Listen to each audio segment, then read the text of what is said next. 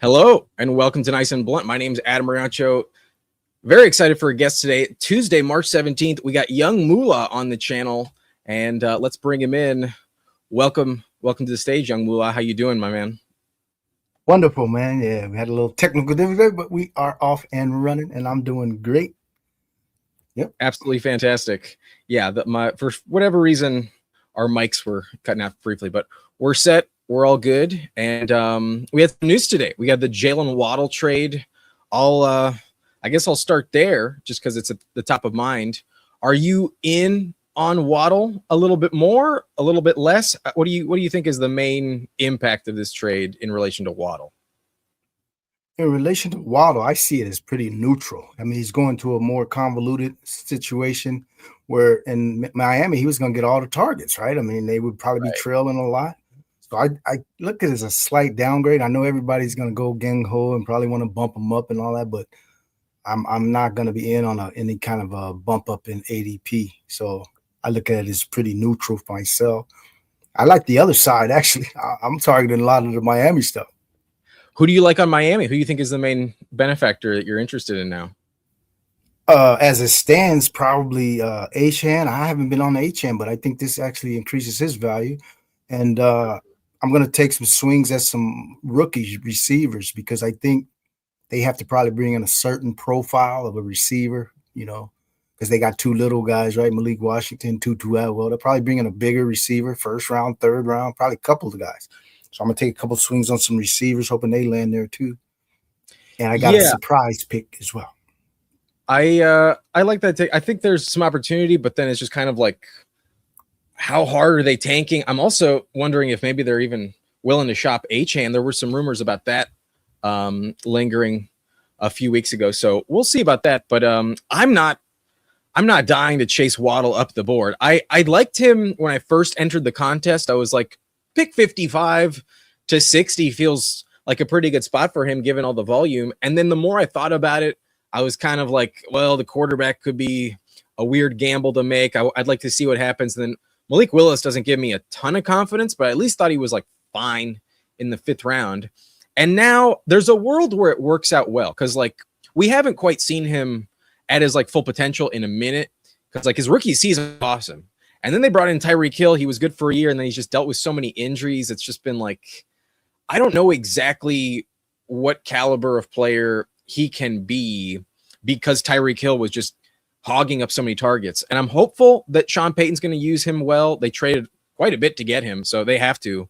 But it's just crowded in Denver. They spread the ball around too much. And if he starts becoming like early 4th, I don't think I'm going to chase him up too much. I'm not super excited to make that bet at the moment, but things can change. Maybe there's another trade, but I'm a bit worried about my Pat Bryant shares. I'll put it that way.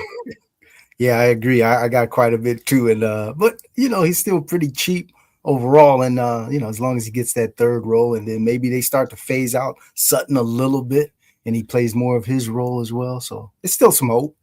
Yeah, were you drafting Sutton quite a bit, or not really? No. Me neither. Yeah, I think I literally took 1 share of him in like 75 drafts. Like, nah, I got 0. But actually, Sutton might be a guy who I will look to get if he falls enough. Now that he's falling, I would like to see him go past like the Wan'Dale Robinson tier. But if you tell me like Sutton versus Romeo Doubs, that's a little interesting. That's especially given Doubs is now the most expensive he's been. If you're telling me Sutton falls like 2 rounds, I'll mix him in every now and then, but I'm not excited about Sutton at all. Yeah, I agree.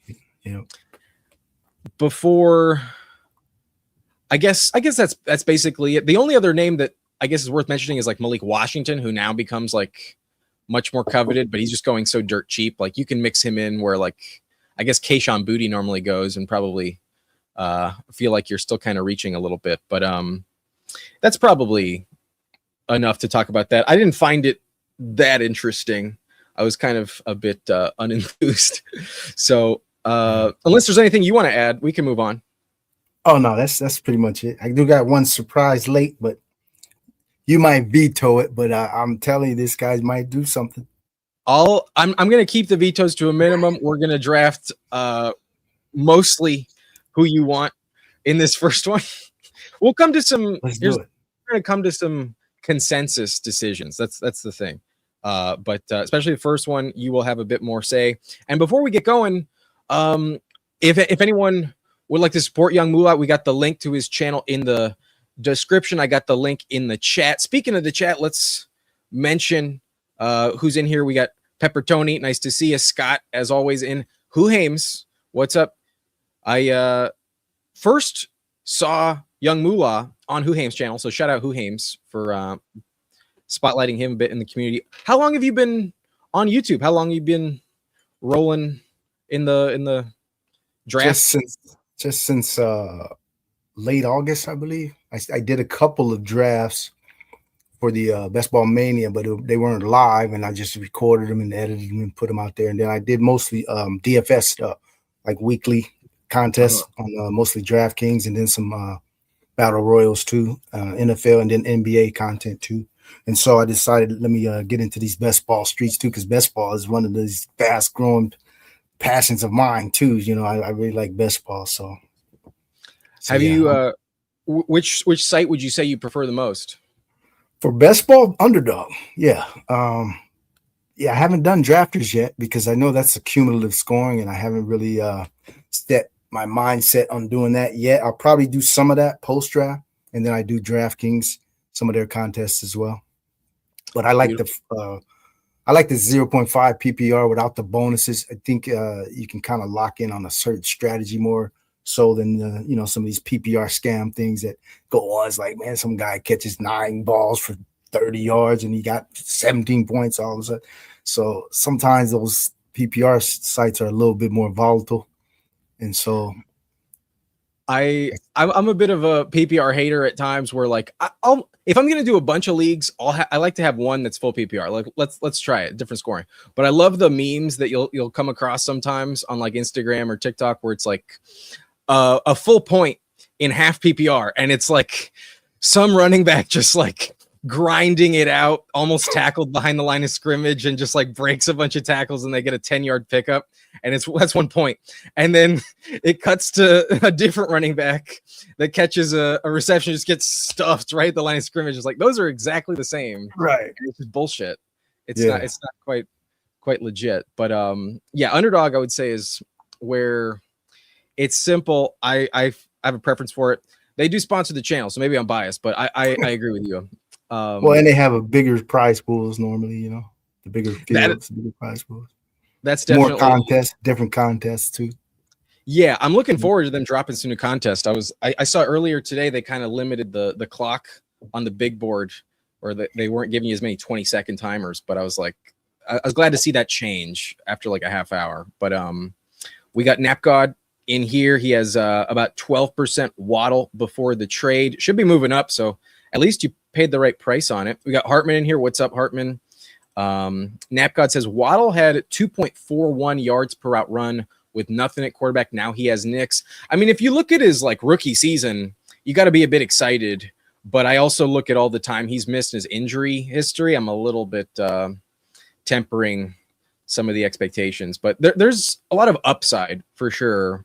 I want to see where his ADP falls, but I mean, do we think Knicks is a stud? I mean, I don't think so. I mean, he's about as good as Tua was. So I don't think they're getting a big upgrade with Knicks. Knicks is not that special or anything to me.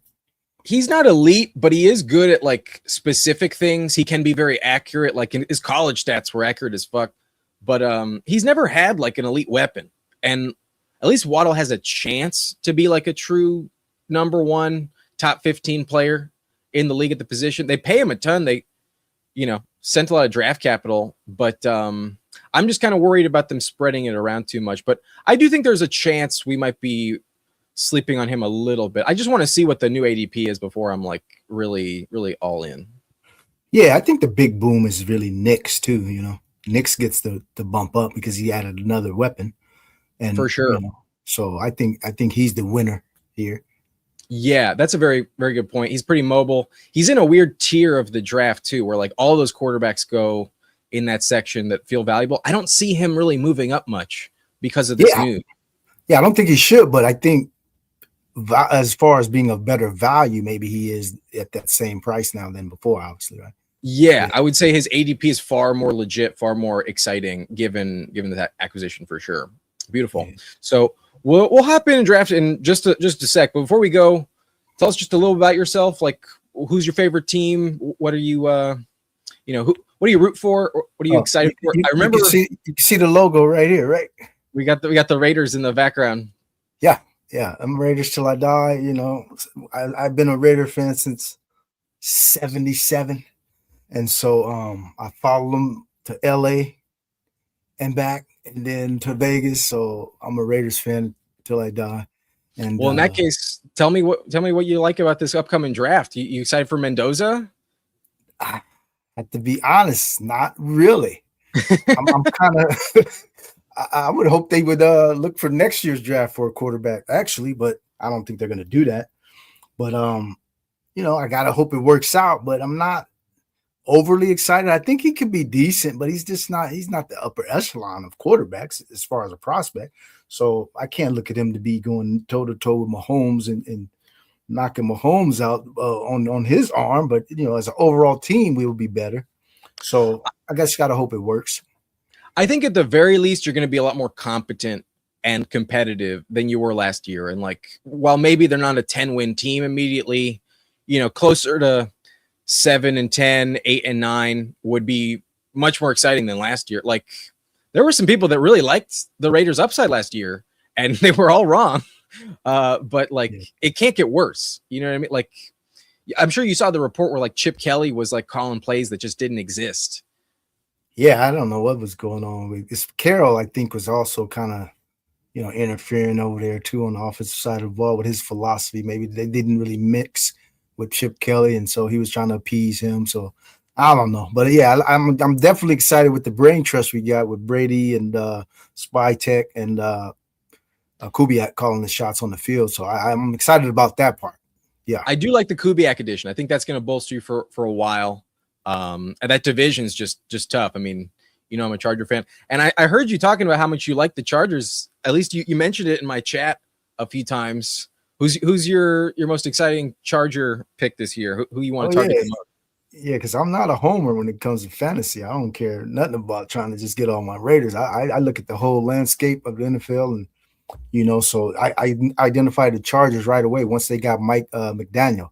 I was like, oh, this is the tonic they need to just explode this year. So I think Hampton. I like Hampton. I like all the receivers at their current prices. Pretty good. I mean, I'm a little less excited about McConkey at his price, but Herbert and Gaston, I'm high on the Chargers for sure. Yeah.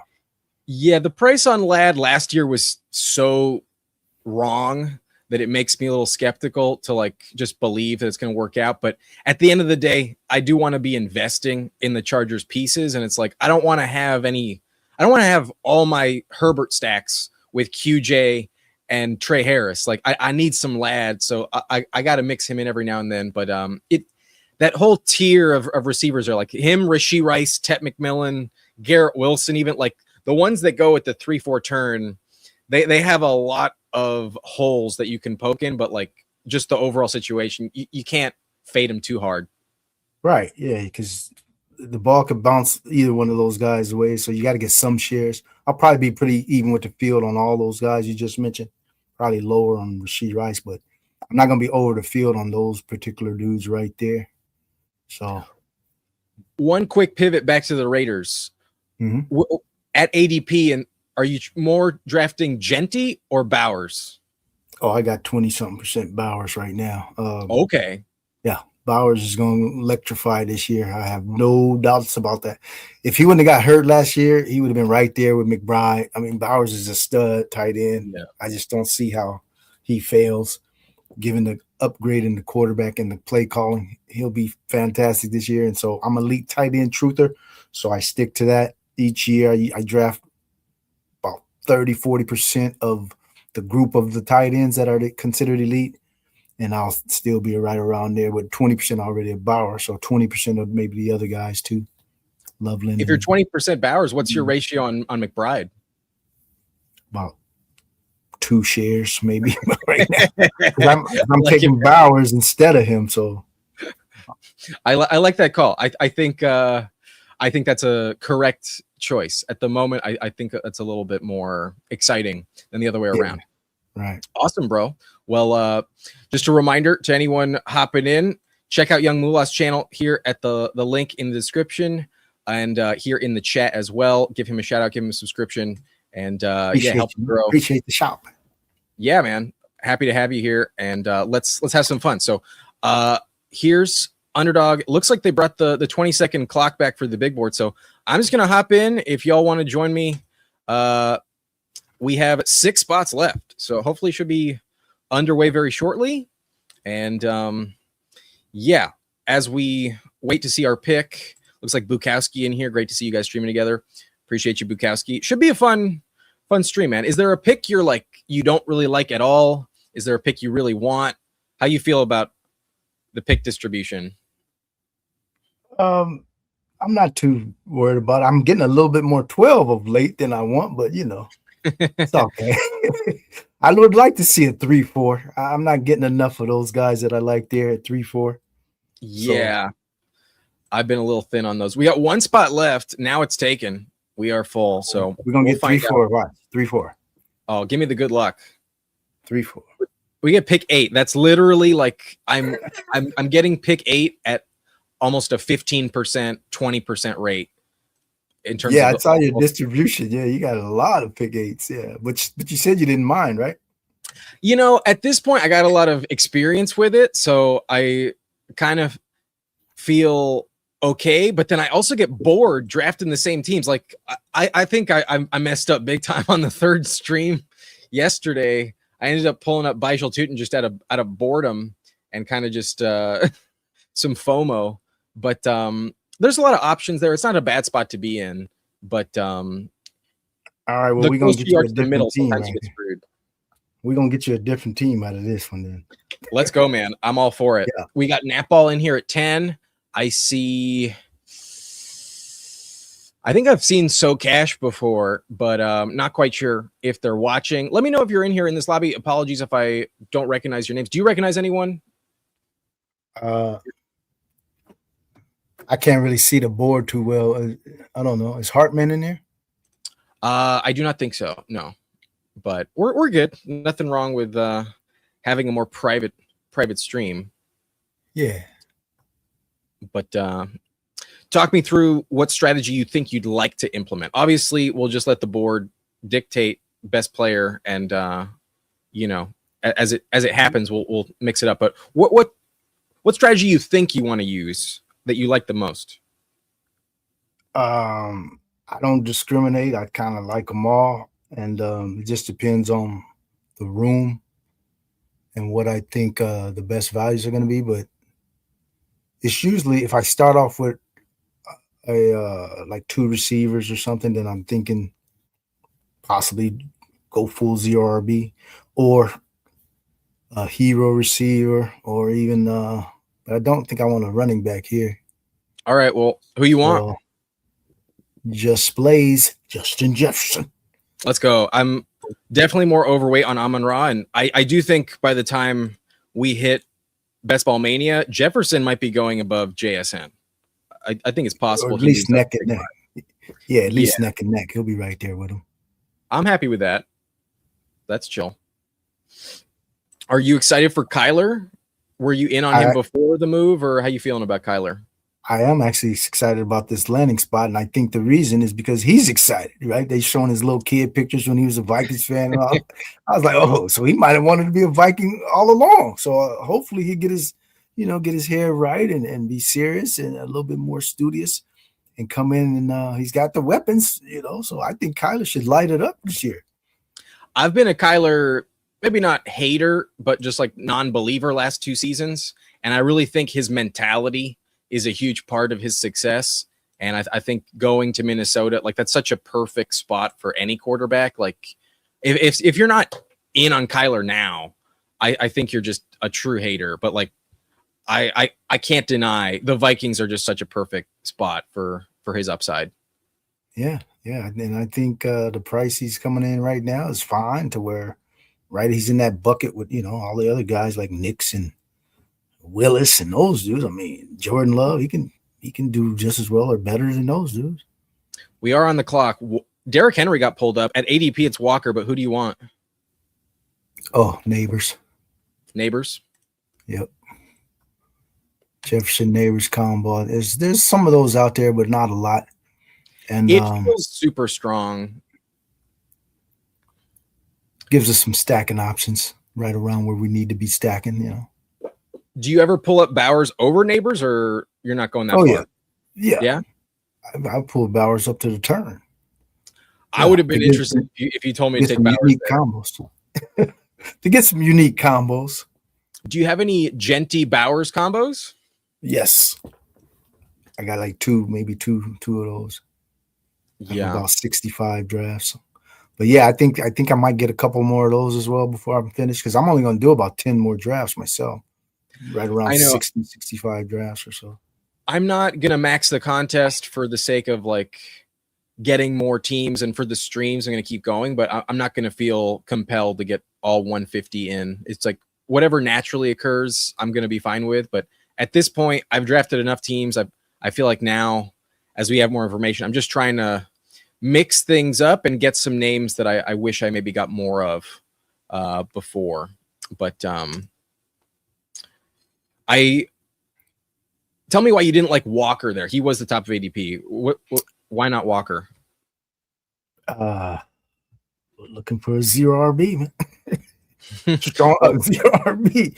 So I think, I looked at Walker. I saw him right there, but I was like, this is the one. Neighbors, I think, is going to crush too. And I think you see how there's one other team that possibly could be going 0 RB, but it's such a unique strategy right now to where, 3-4 years ago, it was all the rage, right? And then everybody's just start thinking, oh, we can't do it no more. I think this could be the year where it comes back a little bit, as long as you understand that, how to really implement 15 seconds. You want AJ Brown, Josh Allen, or who else? Oh, AJ Brown. All right, man. I had a similar team to this. We got some correlation too. It feels super strong. I just don't know how long you're going to make me wait on running back. But I've been in this position before. I think it can totally work out. I'm not going to panic. Don't get nervous, Adam. We're going to be all right, man. I'm going to trust the process. Yeah. You trust the process. At the very least, somebody's going 3 running backs, so it looks like, right, out of the 5 hole. Yeah, we got the 5 and the 7 going trip RBs. That's all right. I will say, if they passed on ETN, if we got ETN there, I might have vetoed the AJ Brown selection. I know. But only because I have a shit ton of AJ Brown, and I've also started this way a few times over the last week. But I don't think AJ Brown's a wrong pick at all. I got a specific player in mind here. I think that looks pretty good on this build. I think we can pull it off too. Let's wait for Nap Ball to click so we don't get sniped. But Nap Ball, the professional sniper, Nap Ball. He's solid. Yeah, he'll get you players though. Pulled up Igbuka. All right, let's take a look at player pool. How you feeling? Oh, Loveland. Yes. Yeah, I like it.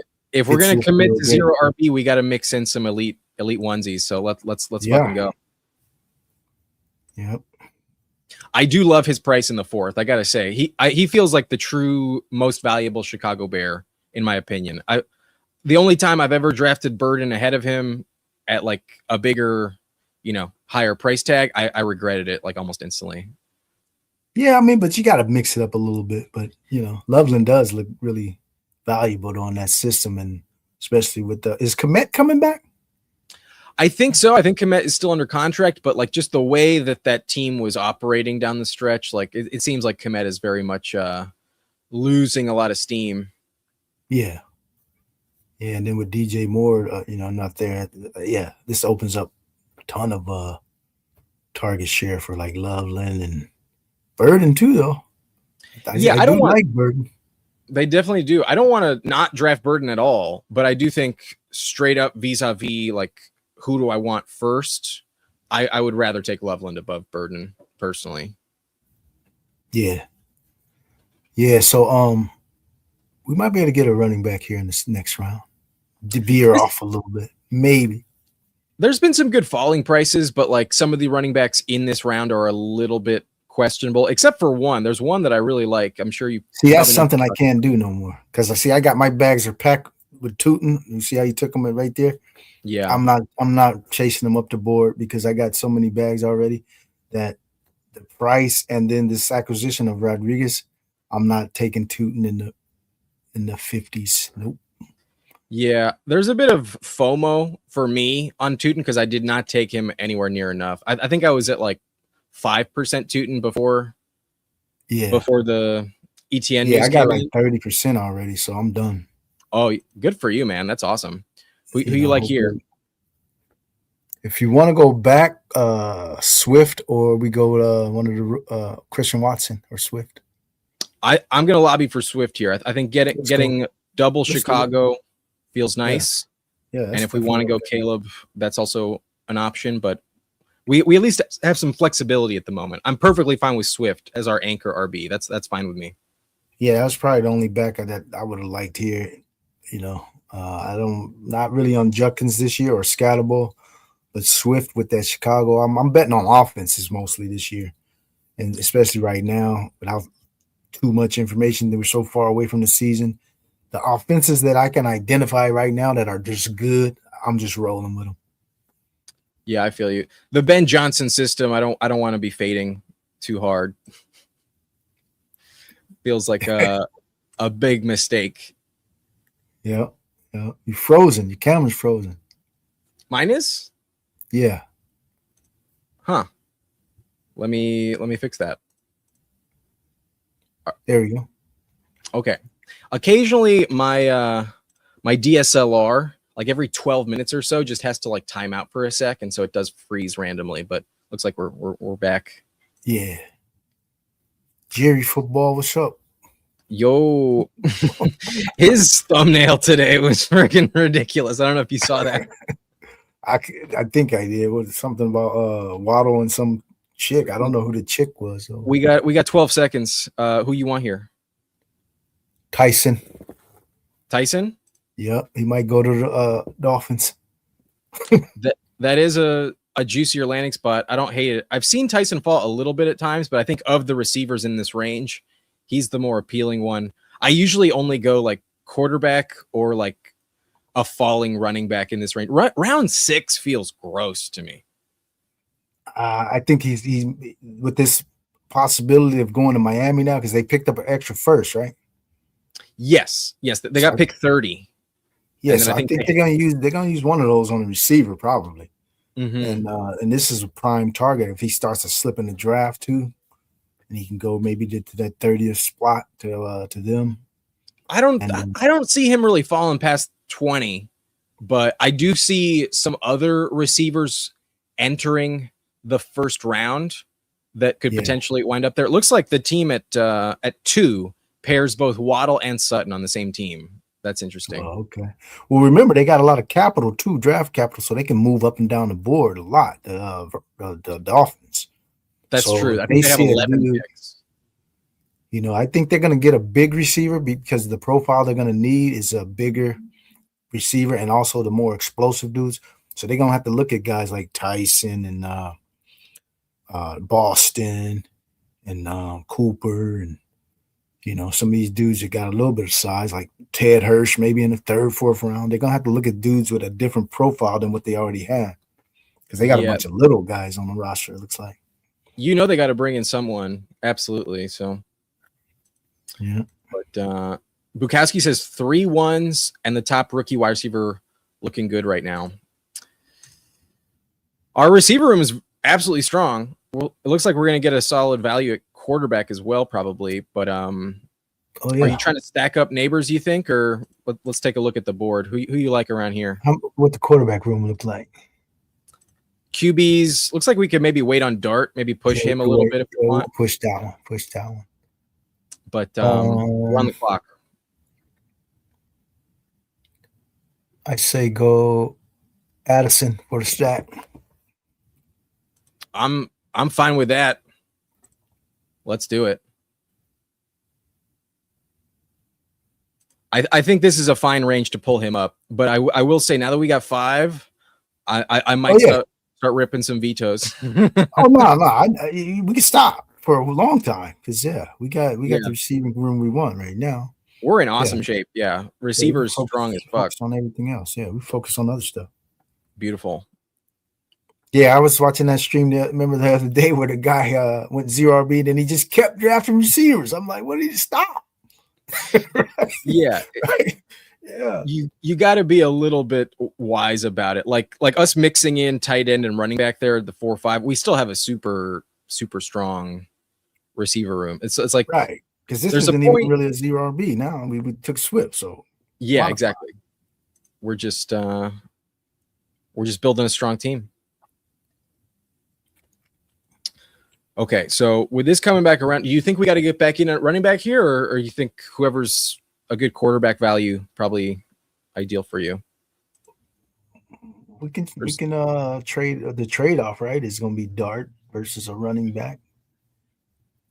I do like crap, but we got Loveland already. He goes, so that's not Algier or Dowdle. I know you're high on Dowdle, right? Dowdle piques my interest. Love his spike week potential. I think Dart would be a great click here, knowing how quarterback. One of those two guys for sure. Yeah, one of those. Dart got taken. Let's go Dowdle. All right. Go Dowdle. I'm interested. Let's do that. And then, we still have some quarterbacks we can get. Yeah, no, quarterbacks has starting to fall as of late. That team at 11 took Daniels, Mahomes, and Prescott, but in general, the rest of this room is like not that focused on scooping up quarterback early. Yeah, he went 3 in a row. Huh? Wow. Herbert's still on the board right now. Yes. But talk to me about Pittsburgh. How do you feel about Dowdle versus Jalen Warren? Are you in on my opinion that Dowdle's probably a little more valuable of the two, or are you still preferring Warren? I've never been a Warren guy. Mm-hmm. Not to say that he didn't have any value last year or anything, but once they get another back in there who has a different profile, is a little tougher runner in the middle and stuff like that, I think I have to give the slight edge at cost to Dowdle. Although Warren's still going to have that change of pace role, occasional spike game, but he's never really had the big games. Though, other than last year, I think he finally had a big game. But before that, he never really put up the big games, and he could probably go back to that kind of a situation where he doesn't really, he gets about 15 points or something like that as his best game. So I look at Dowdle as getting all the high value touches and stuff. So I'm on Team Dowdle as of now. I feel, Warren is never going to go away. He has a very consistent role. He's very effective at what he does, but he's not a goal line guy. He's not going to give you a bunch of 100-yard rushing games. It's really rare that he has like a huge deep run. And okay, this is interesting. Yeah, a lot of quarterbacks went. Are you interested in Laporta? I think we got to go with Kyler. I think we got to get a quarterback. And we had to stack too, so. Yeah, I feel you. I think that's a good call. Getting ahead of it. I'm interested in Laporta here. I kind of want Wandale as well. Past ADP feels like a good value, but I think you're right. I think our quarterback room got a little bit. Run. Yeah, they did that run right there, and then the guy on the end he doesn't have a quarterback, right? Nah, Team 12 also watching this lobby does not have a QB, right. And he'll probably take 1 or 2. So yeah, we had just lock up Kyler since we got the stack. That feels legit. I'm comfortable. I got a tight end too that I think is definitely as good as Laporta this year. We can get him much later. Since we have Loveland, I don't think Laporta was a wise click there at all. He wasn't going to be needed. I do like him in this range. I do think he's a good value. I'll say that. Yeah. Well, I would like to see Price come back, but yeah. Oh, well. Never been a Warren guy, somebody says, huh? Trey Prince? Yeah, Trey Prince thought you were talking about the tight end Tyler Warren, not Jalen Warren. Oh, I actually like Tyler Warren, but yeah, if he falls a little bit, I draft Tyler Warren. You know what I mean? With Pittman leaving, shoot, that opens up the middle for Tyler Warren. How you feel about this? Quarterback got thin fast, but Kenny G, Malik Willis, Tyler Shuck. 5 seconds. Coker. I would take Coker, and then we get Bryce. We were right there, so I pulled Shuck. a little veto. Yeah, Shuck is fine.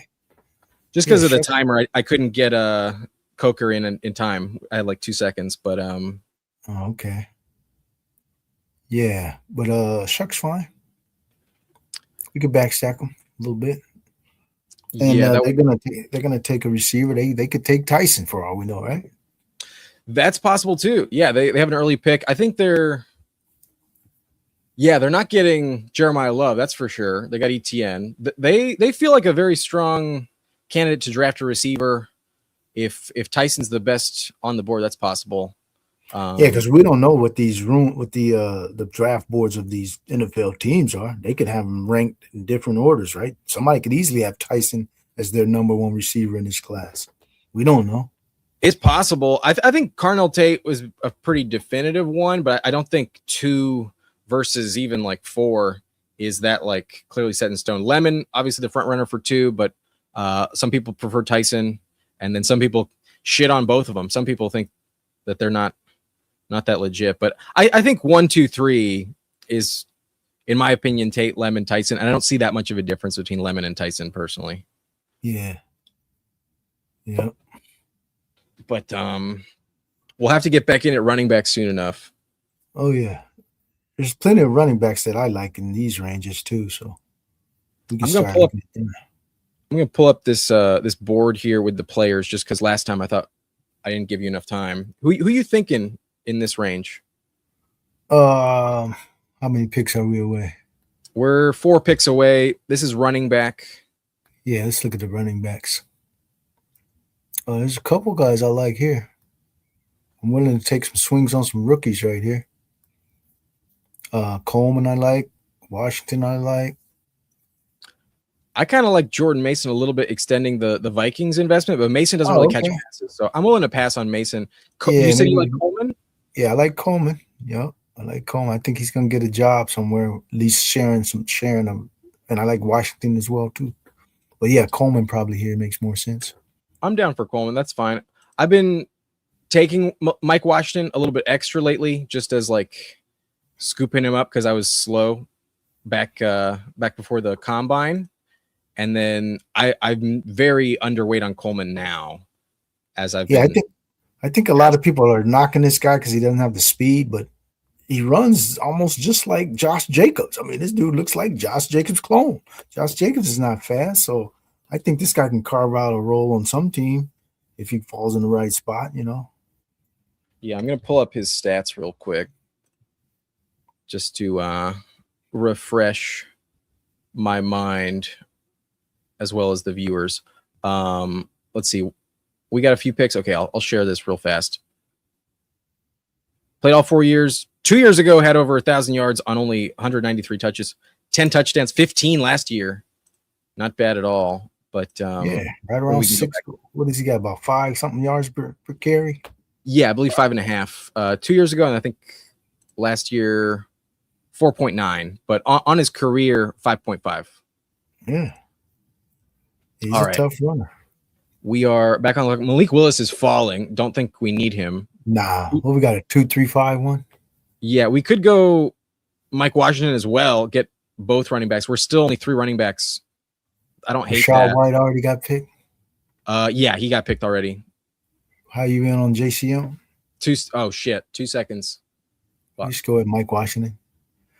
Possible Seattle Seahawk. So I think someone's going to fall in love with Mike Washington, one of these NFL teams. They're just going to draft him, way overdraft him. And we don't know if he's going to succeed or not, right? He could succeed right out the gate if he's given an opportunity in the right blocking scheme. At the moment, with the Seattle wide open, it feels like they're such a prime landing spot. You have to be taking some swings on rookies. Maybe they just go Jadarian Price, but like Mike Washington killed the combine. He's definitely going to be moving up the board. He's basically this year's Tootin in a way. But but even bigger, right? You know, so that's size speed combination, and he fits the zone scheme that they run, the outside zone. Fits it. I hope he goes to Seattle. I mean, in general, any running back that's just not taken, not claimed yet, it's like let's just pray he's going to Seattle. But there's still some good spots that aren't like egregiously bad. But they start to thin out a little quick now that free agency is sort of shaken out. Like, I don't know, is there a team other than Seattle that like is at top of your mind that's like, oh, that's going to be a good spot? I think Washington still, if they don't land Love, whoever lands there is going to be able to compete for a good share of those touches. So that's another spot. We got who else? Even though Arizona signed Algier, they could bring in a dude in the 4th round who could come in, one of these guys. And if Connor's slow to recover, right, Mm-hmm. We are on the clock at 152. Are you interested in Diggs, who's fallen 20 picks? I'd rather get Likely if he's there, though. That's not bad. Tight end. Yeah, and then we'd be done at tight end. I kind of want to go Juwan Johnson at tight end, in all honesty, because of the stack. I think I'm gonna go Vito, man, for just a second. All right, that's fine.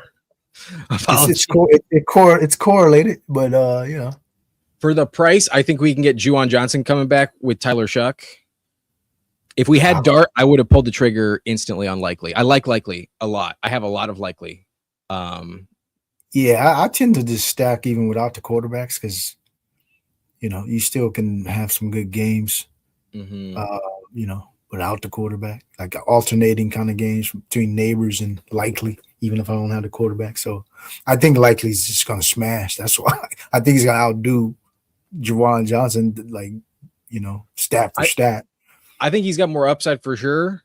I kind of want to gamble that we can get a nice little falling value. It looks like Best Ball Q thinks Stephon Diggs will be a Miami Dolphin. That's an interesting spot. That's possible for a free agent. He feels like a Miami guy, just based on his off the field vibes. And that might be the exact reason why they don't want to bring him to Miami. Too many distractions for this guy. Yeah, but then they're also tanking. You know what I mean? Like they're clearly tanking. Yeah, he'll land somewhere. I mean, I think this case is more of a civil thing, so he'll probably get out of that. We got sniped on Likely by 1 pick. I knew it. Once we brought it up, I knew it was gonna happen. Apologies. So we gotta go with Juwan. Yeah, are you fine, Juwan? Yeah, we got the correlation too. Okay, appreciate you being flexible there. Yeah, I knew they was gonna take him once we brought it up. Because I have Shuck, that was like the plan. As like, okay, I know I can at least get something that justifies it there.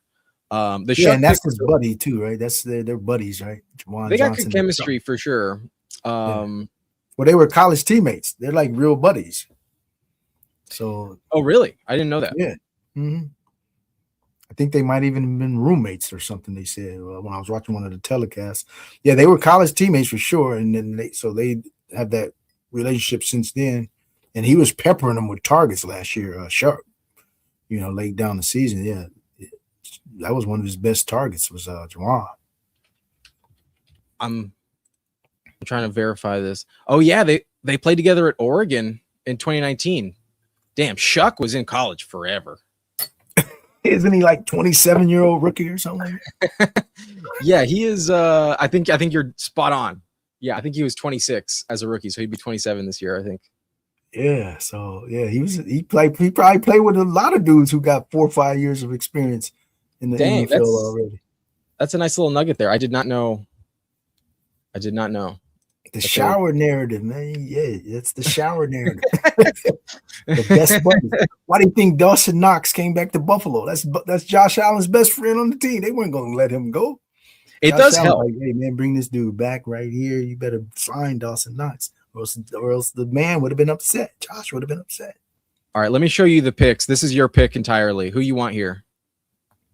What the running backs look like. Because there's a certain guy that I always get.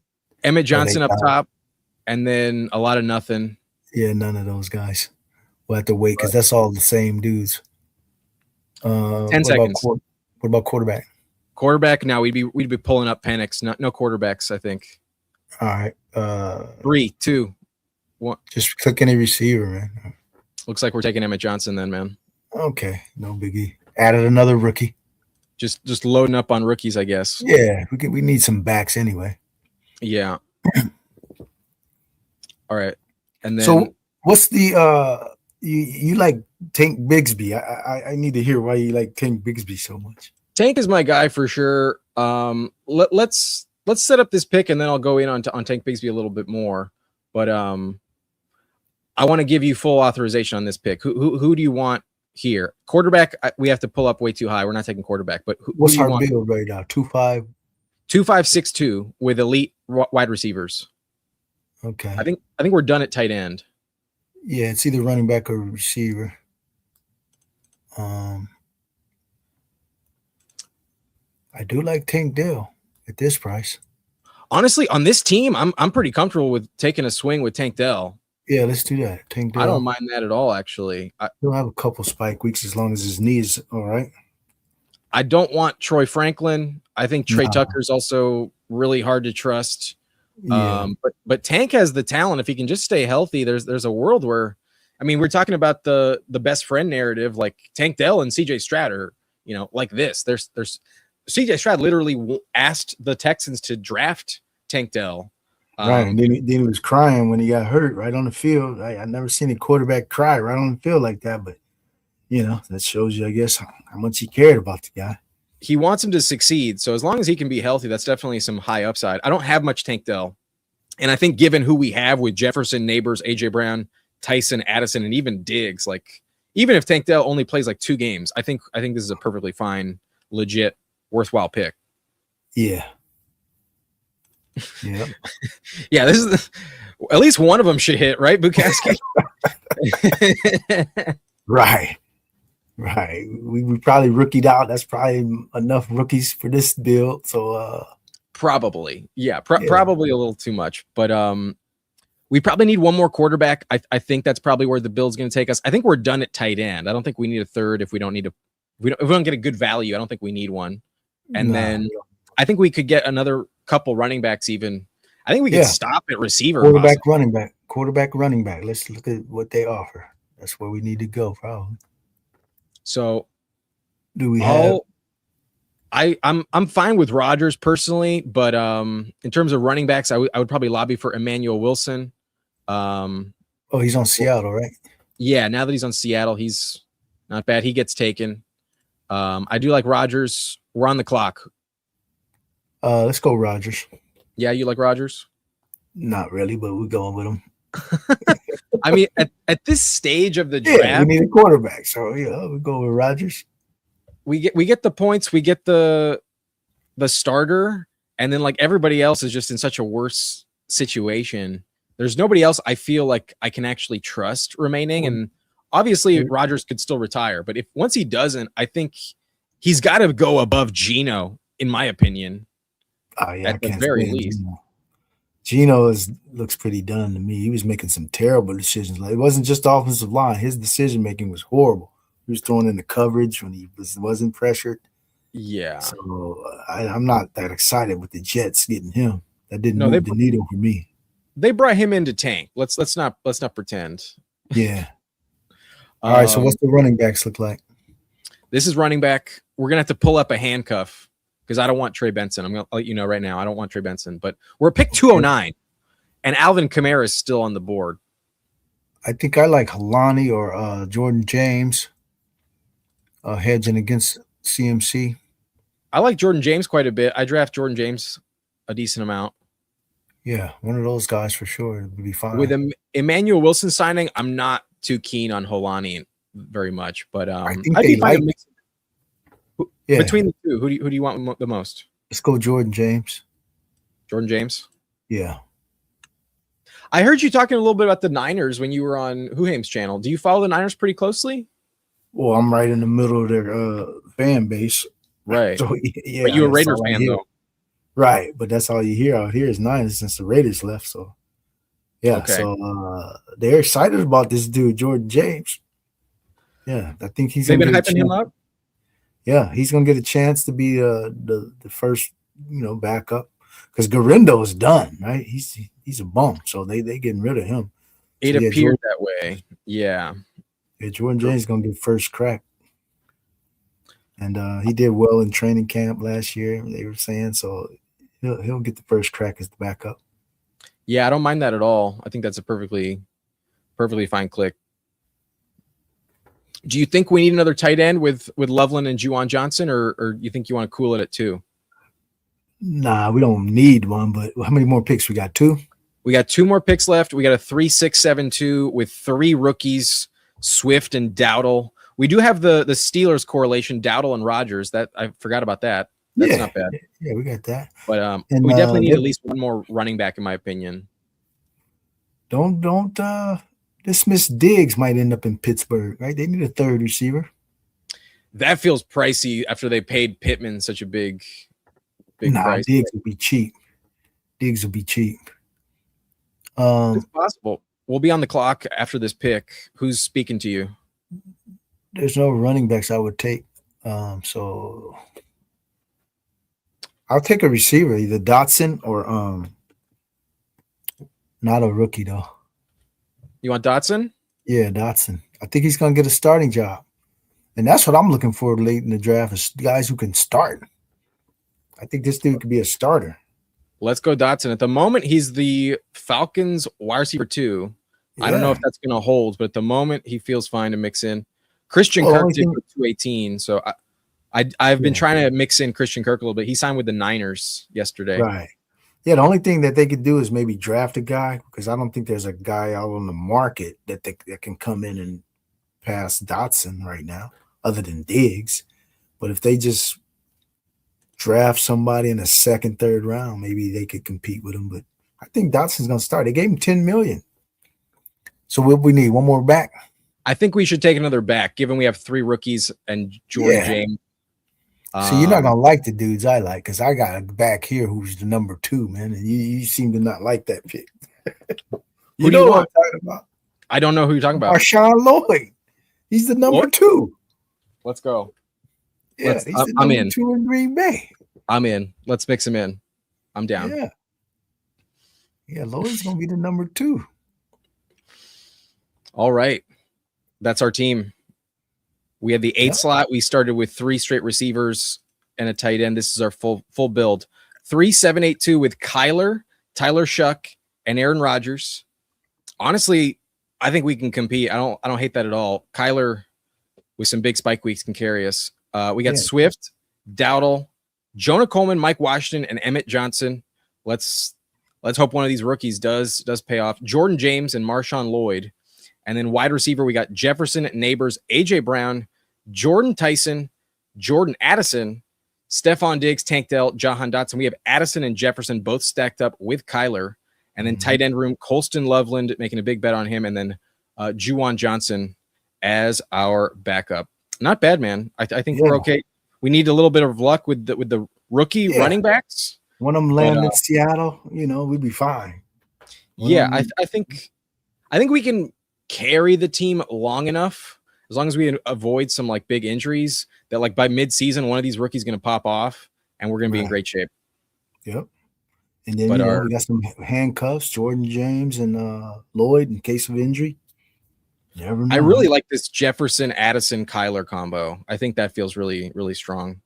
Yeah, we're banking on the Vikings with this roster, and it can happen. I think Kyler's going to be motivated, right? Because what, he signed a 2-year deal or a 1-year deal?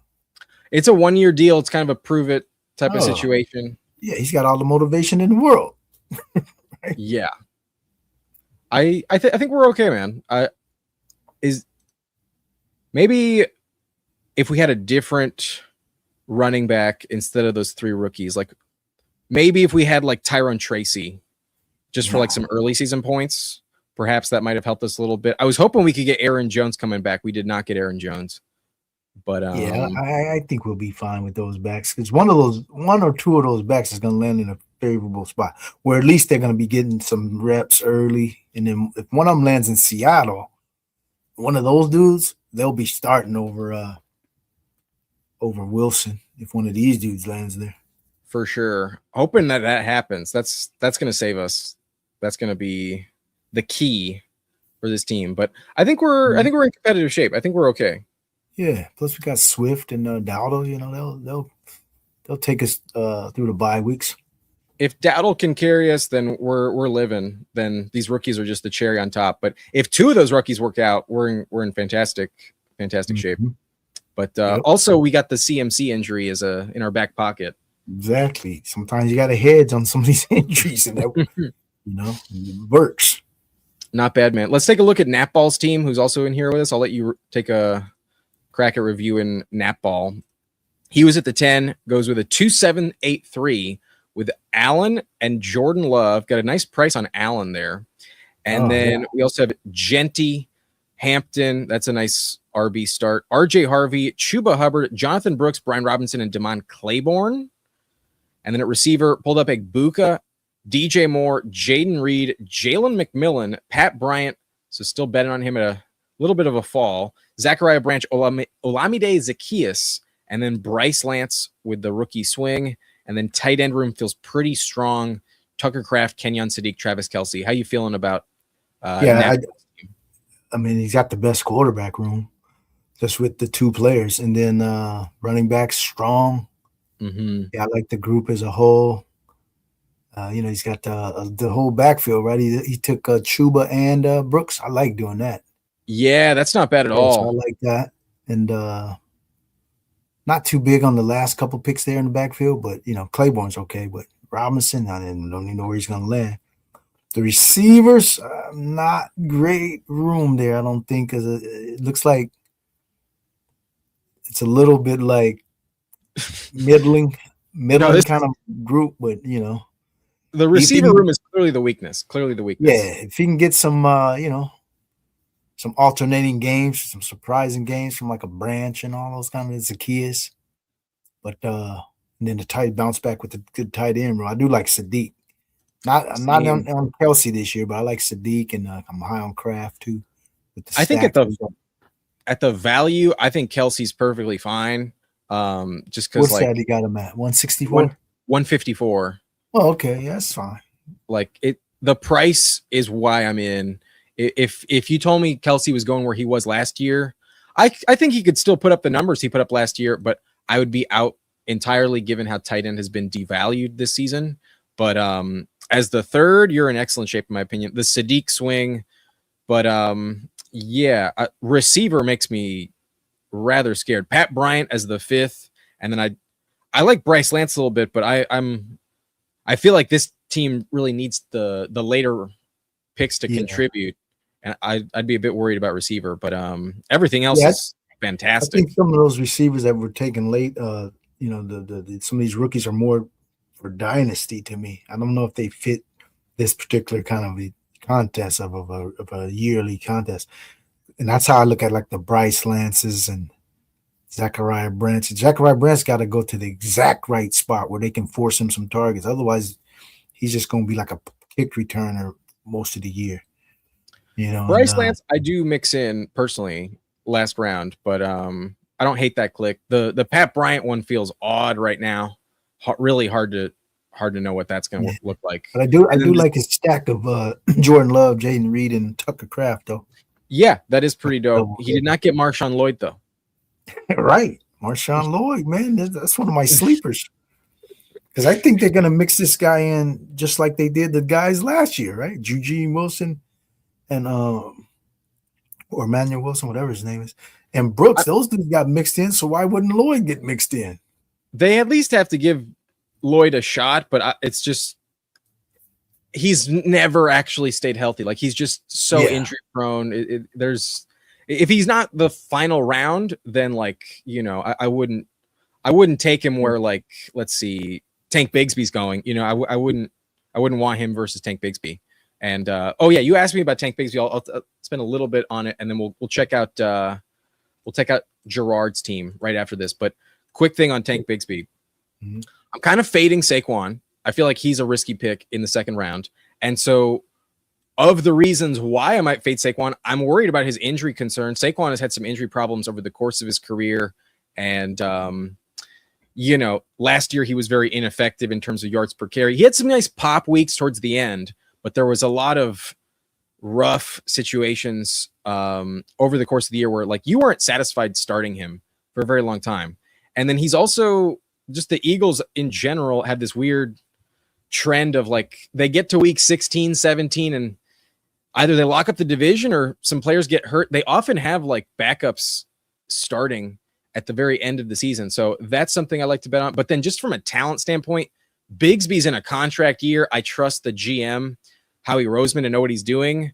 They traded for him for a reason. And if he ever gets the job, he will pop with that type of touch volume that you want.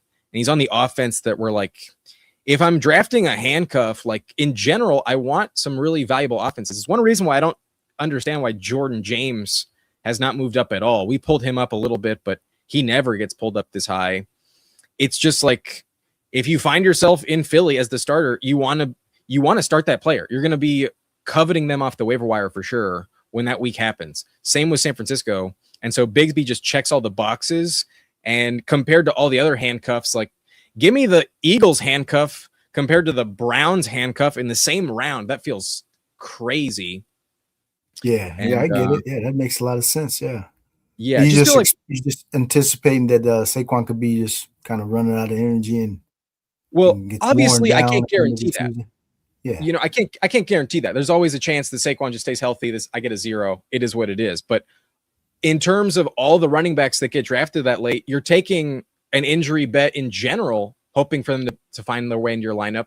And it just feels disrespectful that the Eagles have such a valuable situation. And like, is he that much different than Keaton Mitchell? I don't think so. But Keaton Mitchell now going 40, 35 picks above him. You know, just from a value standpoint, it makes sense to me why Tank Bigsby's an auto click where he goes. But I think Keaton Mitchell just surpassed Vidal, right? In ADP. Yes, Kimani has been plummeting. Kimani, I don't even know. Oh no, he went pick 191. Keaton Mitchell went 146. 146. Yeah. Goodness gracious. Yeah, that's a little steep for me. I'd rather have Aaron Jones for sure ahead of Keaton Mitchell. But like, in my opinion, once you think to take Keaton Mitchell as that handcuff in LA, Tank Bigsby has the exact same argument and maybe an even better situation. The offensive line is a little bit more complete in Philly as opposed to LA. But their play caller is also weird in Philly. That's not a guarantee to work out. But just like, you know, handcuff appeal, I do love Tank Bigsby. But we can move on. I think you made your case. I'm going to get some shares now because I don't have any. But I just checked. I got 18% Marshawn Lloyd, though, and 0 Jacobs. Okay. At least you're laying your bed. You're fully fading Jacobs. Damn. I at least have like 4% Saquon, but I'm at 35, 36% Tank Bigsby. I am committing. Yeah. I'll probably get a couple of Jacobs, but I'm hedging on that one too, just kind of like you're heading on this one. But yeah, I'm going to get some Bigsby now just because of that case you just made. I think it's worth the swing. It's also like so cheap. It doesn't, even if he doesn't do anything, it doesn't cost you anything. But let's take a look at Gerard's team. He's in at number 3, letting us know after the fact. But he has a 3-7-7-3, so fairly balanced. Goes Stafford, Mendoza, Michael Penix. And then at running back, Trayvon Henderson, Jalen Warren, Blake Corum, Rashad White. He's the one that pulled up Rashad. Has Aaron Jones as well. LaQuint Allen and Jerome Ford. Don't mind that at all. And then the receiver room also started with our similar strategy. 3 straight wideouts. Goes Puka, Pickens, and Olave. I guess we sniped them on Shuck. But Jamison Williams in round 4.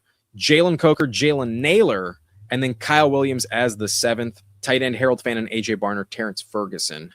What do you think about Gerard's team? Yeah, I like the receiver start.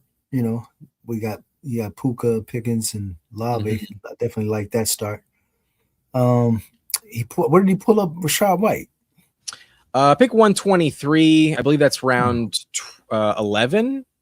Yeah, that's not bad. Yeah, because I was looking for him on one of our picks when I saw he wasn't there. But yeah, so the running back room is probably gonna. Well, let me see that room again. It's gonna have to come together with some guys who are looking like they're in timeshares, and so he's just gonna have to get those timely, weeks that come together because all those guys look like they're in timeshares, right? Yeah, I think he's got a little bit of a safer room than we do. That's for sure. But if the Rashad click works out, I think he's in great shape. If Corum finds his way as the starter due to a Kyron injury, that's elite. And then we kind of shit talked Jalen Warren earlier in this draft, but he'll at least give him a solid floor every week, and then Travion has just got to beat out Ramondre. But well, this is the other team that was going 0 RB with us through 5 rounds, huh? Yeah. Okay, so we got similar builds pretty much.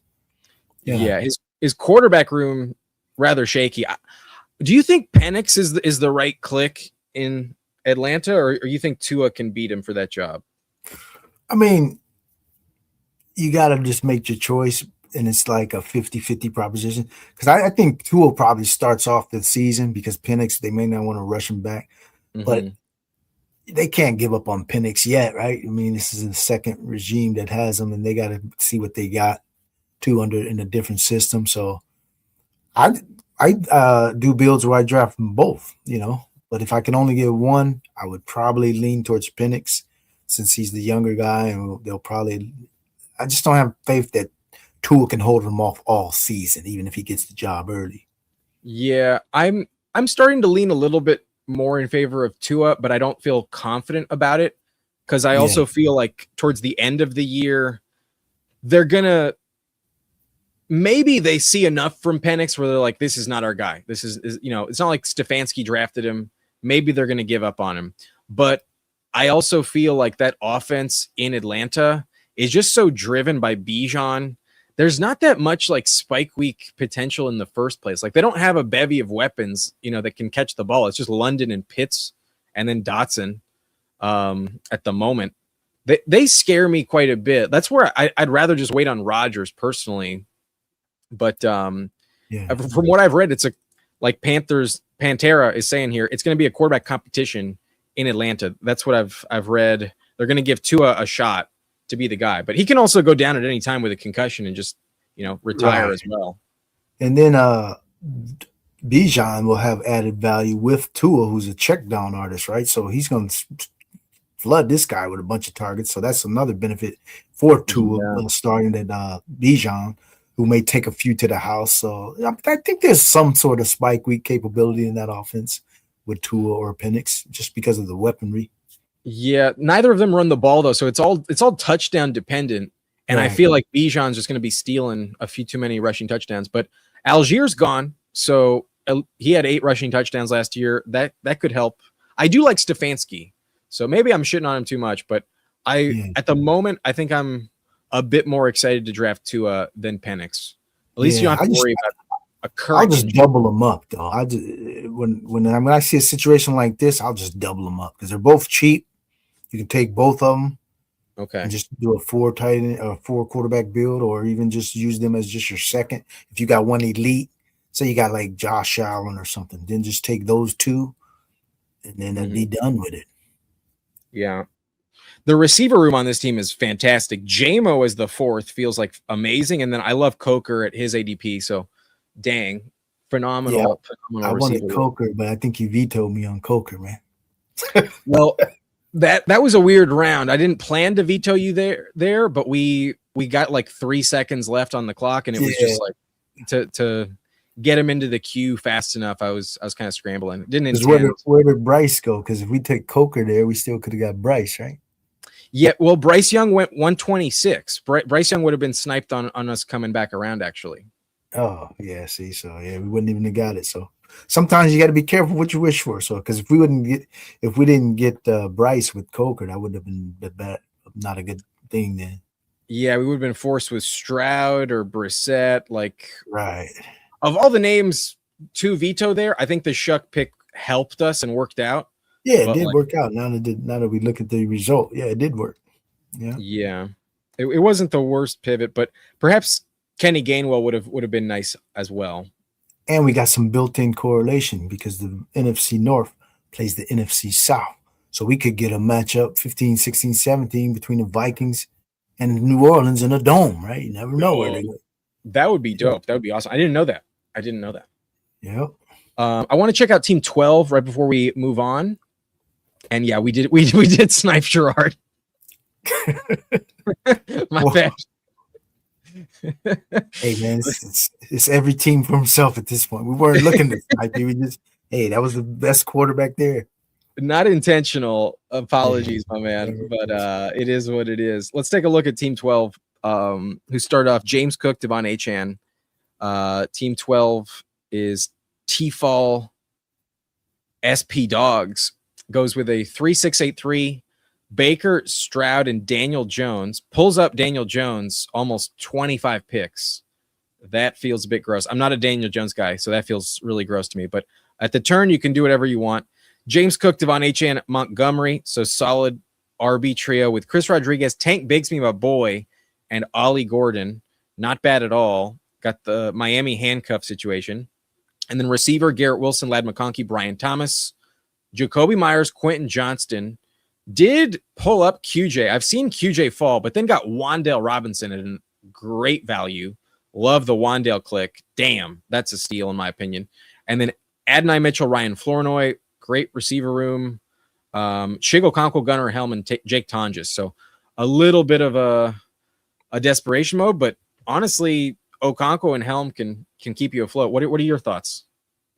Oh, I think this has a lot of upside all throughout the roster. So when you draft on the end, you sometimes you got to just swing for the fences.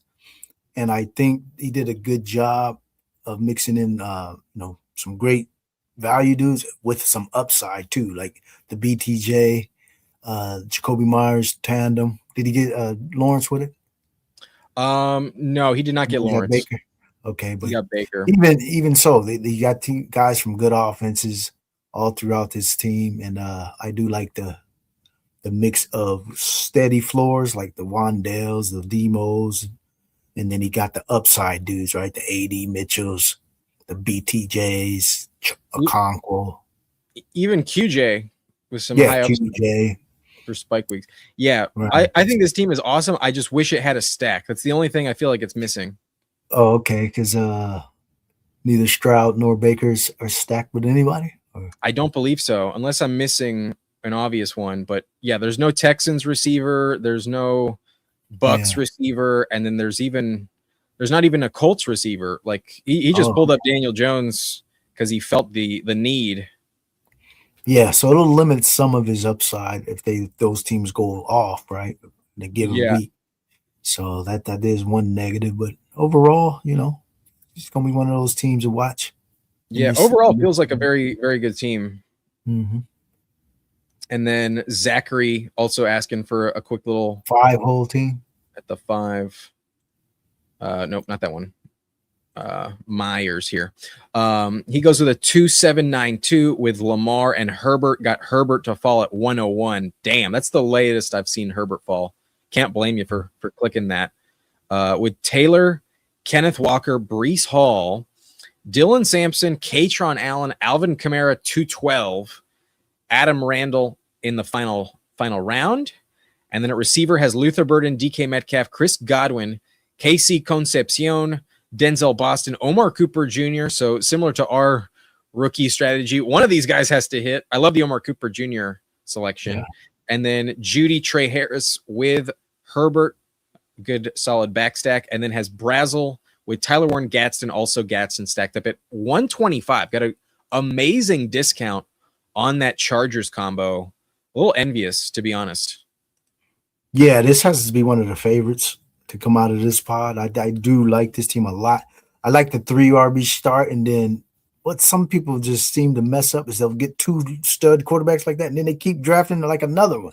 Mm-hmm. And it's a good thing he's just stopped because he did need to, get some volume on the receiver. So I like this build overall. This is definitely one of the favorites. He stopped on 2 tight ends and 2 quarterbacks. So I like the way that he did that. So it's a strong team, in my opinion. Receiver's a little risky, but he's got the volume. Like as long as you have 9, you can piece it together. The Omar Cooper Jr. selection, I think, really, really bolsters those rookie swings. Right, because they're not gonna need to make his flex, right? Because he got the 3 running backs up top. Yeah, not as often at the very least. So only his right receivers only had to fill 3 spots. So I think he'll be fine. If those rookies come along. Yeah, this is a strong team. Yeah, like the 2 QBs and then the 2 tight ends you have also feels very, very legit. I like this team. I got several builds like this. Yeah. Yeah, the 2882. Is that what he did? 2882 or 2792? 2792. Yeah, loaded up on running backs and receivers. think it works. But yeah, no stacks, but otherwise feel good about my squad. Yeah, that's the only thing that stood out. But yeah, Zachary's got a loaded team as well. Good luck, Zach. The receiver room, big gamble, but like if just two of those names that are late hit correctly, you're in fantastic shape. Yeah. All right. What do you think about Cooper? Omar Cooper? Yeah. I don't really get why he's not going higher. I mean, I guess there's just a lot of steam on other names. Like it's odd who we like find as like just a darling in terms of ADP. Like Mike Washington steamed up, what is it, 60, almost 70 picks. Mm-hmm. And Omar Cooper has like just slowly trickled up. But I think Cooper could be better than Denzel Boston. I think he could be better than Casey Concepcion, in all honesty. I think he's the wide receiver 4 or 5 in this class, and I don't think he's going to be going late into the second round. I think he has the potential to be like Ladd McConkey, in all honesty, like the second round rookie that if he has the right landing spot, just like pops and is like a huge value. I heard Huhames talk about him earlier back in February, early February, looked into him a little deeper and was fully sold that he's one of the best clicks on the board. So I have a lot of Omar Cooper. I think he's my most drafted receiver, actually. Oh, you mean overall or just rookie? I definitely no. Jeremy Bernard is my most drafted rookie wide receiver, and then I think Omar Cooper Jr. is number 2. And then let me pull up my exposure on a separate tab. Jeremy Bernard, I have at 28%. He's my number 1. And then I have Omar Cooper Jr. at 24%. He's my number 2 most drafted player. And the average click I was getting him, it was like 178. His current ADP is 153. Here, I'll share this tab. These are my exposures at the moment. Oh, okay. So Omar Cooper, number 2. And then I use this website called The Solver. It's free to use, and it tells you like your average pick as well. And so it shows you like the ADP value you got. So I was taking him a couple rounds cheaper than where he currently goes at a high rate. But I'm still scooping him up at 150. I think he's still a great value. Yeah. I haven't really gotten around to the receivers in this rookie class. I'm pretty much even with the field or below on all of them. I don't think I'm going to take a position better than that. I got you. I just don't see that many good landing spots for this incoming class. I do agree with that point. Yeah, the landing spots are starting to get a bit slim at that position, but you know there's going to be some names that still contribute.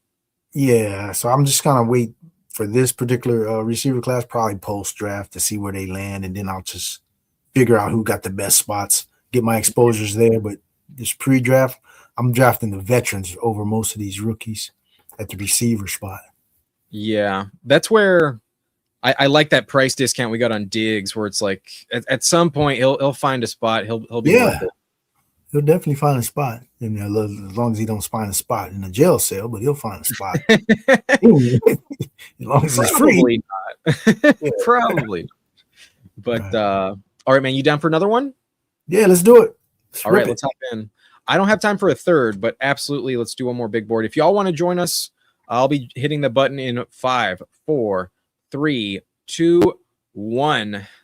Let's hop in. We got 3 spots left, filling fast. It is now full. All right. That was quick. Very fast. All right. Let's not get the same spot.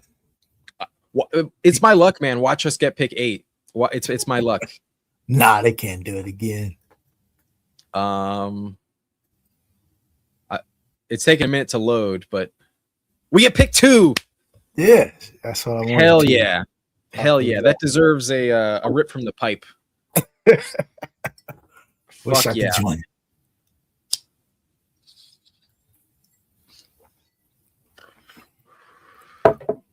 Looks like we're behind another streamer. I see Nick Bach. I believe that's Nick Bach. Another stream? I believe so. Okay. Yeah, exactly. Smokey. Welcome in, man. He's at pick 1 right next to us. Okay. So we'll try not to snipe you a little bit, but can't promise you. We'll try. I can't not promise. Promise you. Because we might be thinking alike here at 1-2 on this turn. Oh, But that thing filled super I mean, fast. your Gibbs or Bijan, right? I mean, no Yes, other absolutely. choice, right? Yeah, Absolutely. gotta take your shares while you can at this point. Yeah. Looks like Fantasy Dog missed the draft. Nick does not want us to snipe Waddle at 23. I don't think we will. I think we'll take him at 25, at 26. We'll just take him at 26. Yeah. We will not do that. So he goes Gibbs. Okay. We'll take Bijan. Gladly. Are you Gibbs over Bijan yourself, or are you still Bijan over Gibbs? I think it's a toss-up right now. Once they released, or not released, once they traded Demo, it became a toss-up. To me, it's just even money. You can't say which one will do better or has an edge touch-wise or anything. They're pretty much even. You also brought up Tua going to Atlanta. That also definitely makes Bijan's pass catching value a little bit more exciting. I mean, he already had over 100 targets last year, so it's not like exactly sleeping on that. But yeah. he I could think it even gets 100 catches. You know, I would not rule it out. I would not rule out 1,000 type of a year, right? Where you get 1,000 rushing, 1,000 receiving.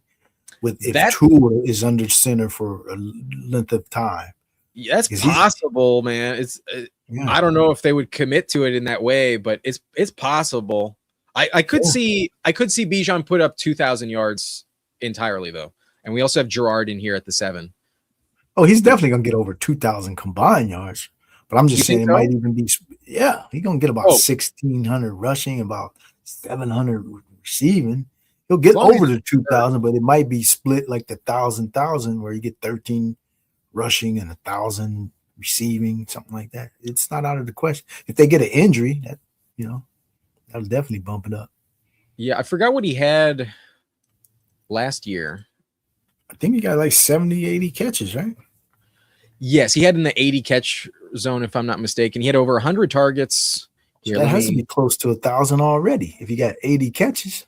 Let me share this. Okay, so last year Bijan had 820 receiving yards, 1,478 on the ground. Yeah, he fucking That's 2,300. Yeah. Could he maybe hit 24 and possibly get 14 rushing, 1,000 receiving? I could see it. He's that talented. We'll see what happens, but I'm ecstatic to get him here because now we can 100% commit to your heavy receiver build. I'm not going to veto anything. Or we might do the step. You know what the step is, right? Now, what's the step? The stud in every position. There we go. I like Through that. The first 4 rounds, you take one from every position. Okay. The not the rainbow, the step. I prefer the step. That sounds better. Yeah. Yeah, the step. We got the garage in here. What's up, fellas? Fantasy Football Garage. What's happening, man? Nice to see you. I have a stream planned on Thursday with the FFB Garage. Excited for that as well. I'll be tuning in. But another reminder to everyone, maybe hopping in late if you didn't catch it early on. Subscribe to Young Moolah. The link is in the description. He has a channel over there, goes live. How often do you go live? Is it like every other day? About 3 times a week right now. But, I'll do more during the post-draft. Because I'm winding down here in the pre-draft. But I'm going live tomorrow. And maybe the next day, like 2 days in a row, probably. We are on the clock, my friend. Can I interest you to Powers, man? You know it. Powers. Let's go. Love it. Would you like me to help you? Yeah. That'll get us halfway to the step. Hell yeah. I love that. I've been trying to get more Bowers as well. But AJ Brown goes, my boy. It's a guy who I don't have much here. I would not mind getting them. Honestly, whoever is still there, I have probably a little bit less than I should. He goes Pickens. That's who I was doing. That's who I wanted to. That would have been nice. I'm good with Nico here. Over Olave? You want Olave? Yeah, I want Olave. Let's take Olave. I think these signings that the Texans are doing, they're gonna be pretty run heavy, I think, this year. And they got that good defense. So that just kind of Yeah. limits to me the upside of Nico. I mean, I mix it up, obviously. I'm not just taking Olave over Nico all the time, but I think we can, plus we might be able to get Shuck at a good price. The thing about Nico is that he can just take over a game sometimes and get like 17 targets. Like he at times he looks so unguardable and just so tough to bring down. Like it's very easy for him to go over 120, 130 yards in a given game. But I do like our divisional correlation with Bijan and Olave. We're getting two games vis-a-vis. They're bringing back Tank Dell, and then those two rookies could be emerging a little bit. So Nico could have a little bit more crowded than what we're thinking, you know.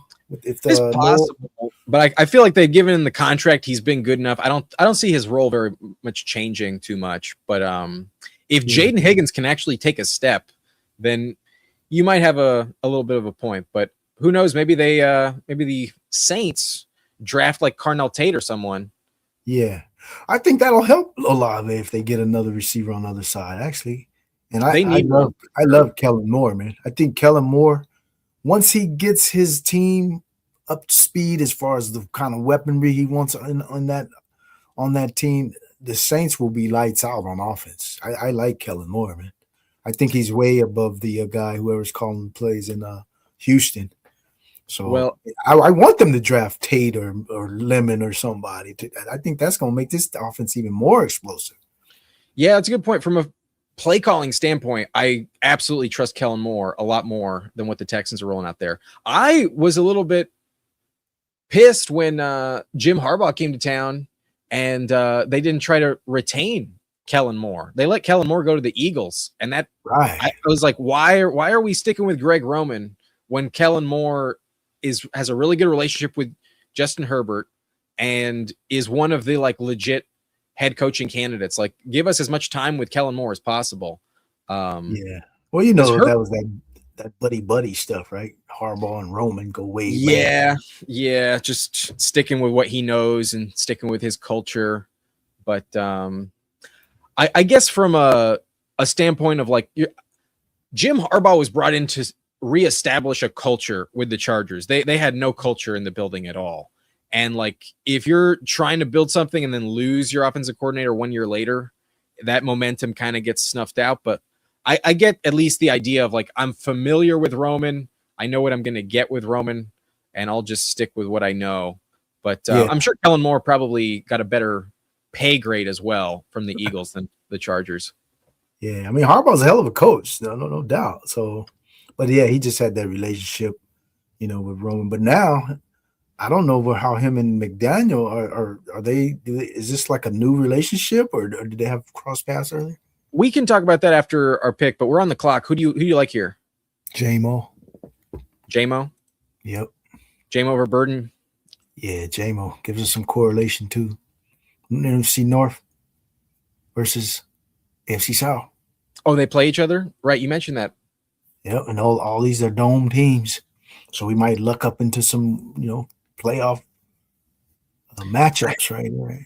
I got to look at that chart that Best Ball and Call sent me a little bit more in depth, because I have kind of just assumed that like we can't predict the schedule at all, and I haven't really looked into it. But yeah, that's I got teams awesome. where I got like 80% of the team is two divisions that play each other, not just the one division. We're back on the clock with 10 seconds. You want Adams, Terry, Rome, or Lamar?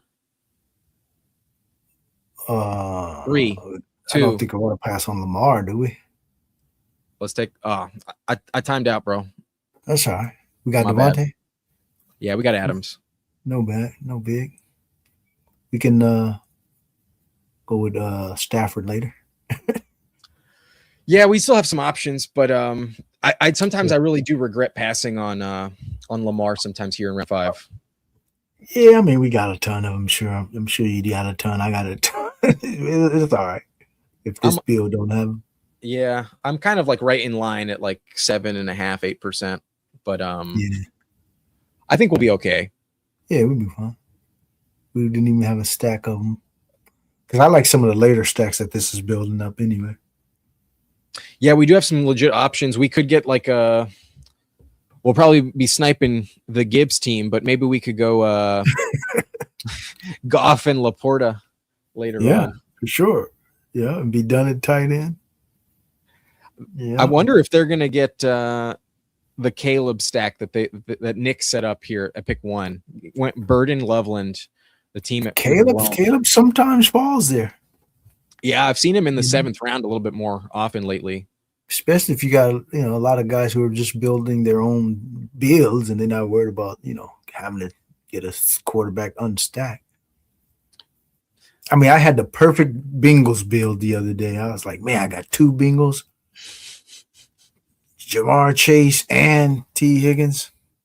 I was like in the 3 hole. Soon the 4 hole, he started timing. The time started winding down. I said, he's going to take Burrow. I already know. Looks like Team 4 did not want to risk Burrow at all. He took them in the 4th round. Damn. Yeah. That's probably what I should do. Oh, he didn't even have Higgins. I had Higgins and Chase. And I kept thinking, should I push it to the 6th? I was like, I'm going to push it. I'm going to push it. I was on the 3 hole. I said, I'm going to push it. And the guy right before me, wouldn't you know it, I had one team on the live. I took shrooms that day. I remember very vividly.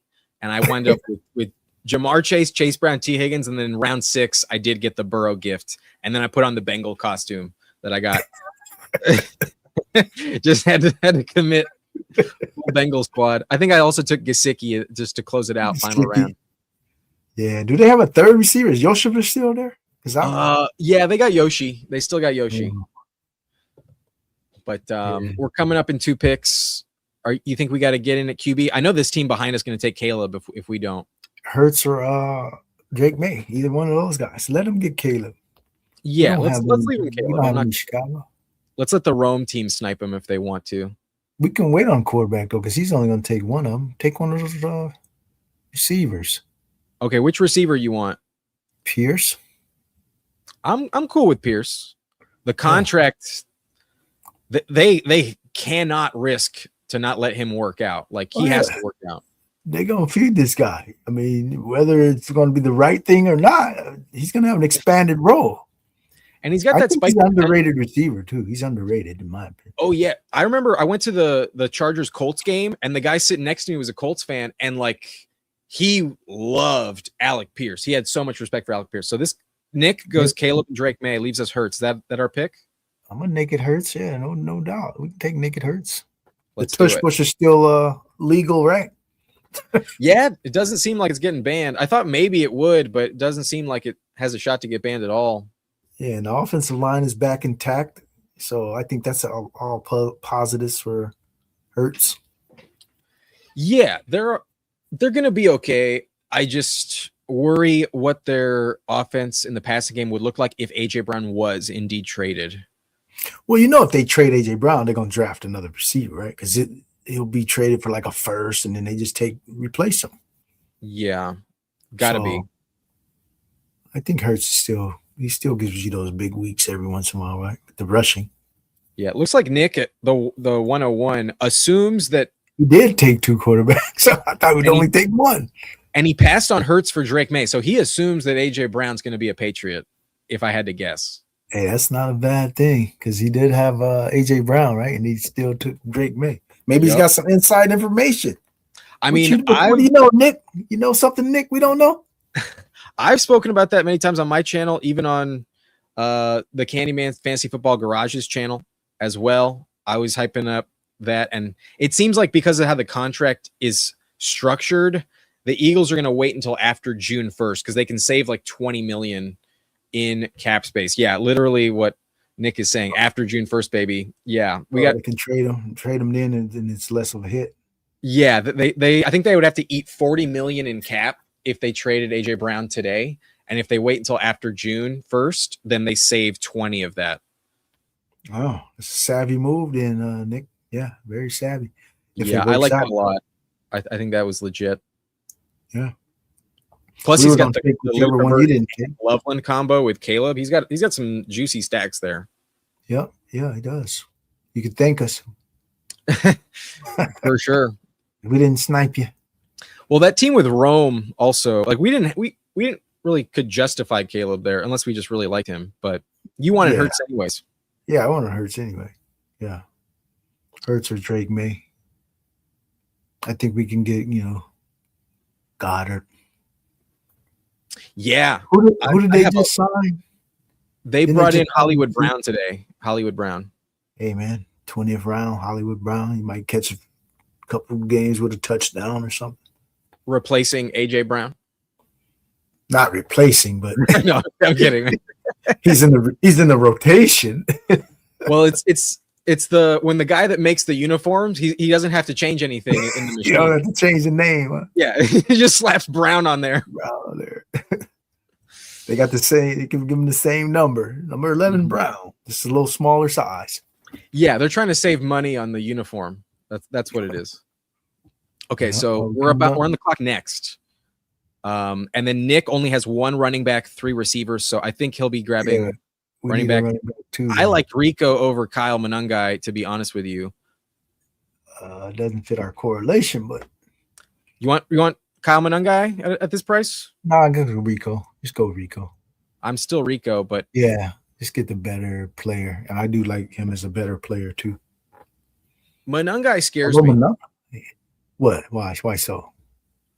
Watch him leave him for us, but I wouldn't mind that. We did skip the Laporta Goff plan, but we already have Bowers. Do you want to take Goff here, or do you not care? Nah, I think we should wait. Push it. You want to go double elite at tight end? Yeah, I kind of like this, man. You can go Laporta. Yep, and then just be done with tight end. Yeah, I got a lot of builds like this where I stop right there at 2 tight ends, and if that doesn't get there, then what else is gonna get there? Why would we need another one out of that combo? Yeah, that feels pretty dope. Who knows? The Amon-Ra guy might still doubt it, but if he skips on Goff, but never know. It's possible. He's got 2 picks to do possible. it. We saw How many quarterbacks does he have already? he does not have a quarterback yet. But Oh, in the he last said- draft, we just saw Goff go 124. Yeah, this guy's taking Goff. He don't have a quarterback already. But I'm fine taking JMO and Laporta unstacked. That doesn't bother me. Yeah. Plus, we got another backup quarterback plan. We won't reveal it. Yeah, we got some options. So what's our build? We got So 2 far, backs. we are rocking out of the 2 slot, we're rocking a 1-2-4-2 with Bijan and Bowers. Then we took 4 straight receivers with Olave, JMO, Adams, Alec Pierce. We took an unstacked Hurts, but who cares about that? And then Rico Dowdle, pick 95, along with Sam Laporta at 98. Okay. So, yeah, we can go RB, quarterback, receiver. We got options now. He does take Goff, that team with Yeah, Amon-Ra. he had to. Yeah, he pretty much had to.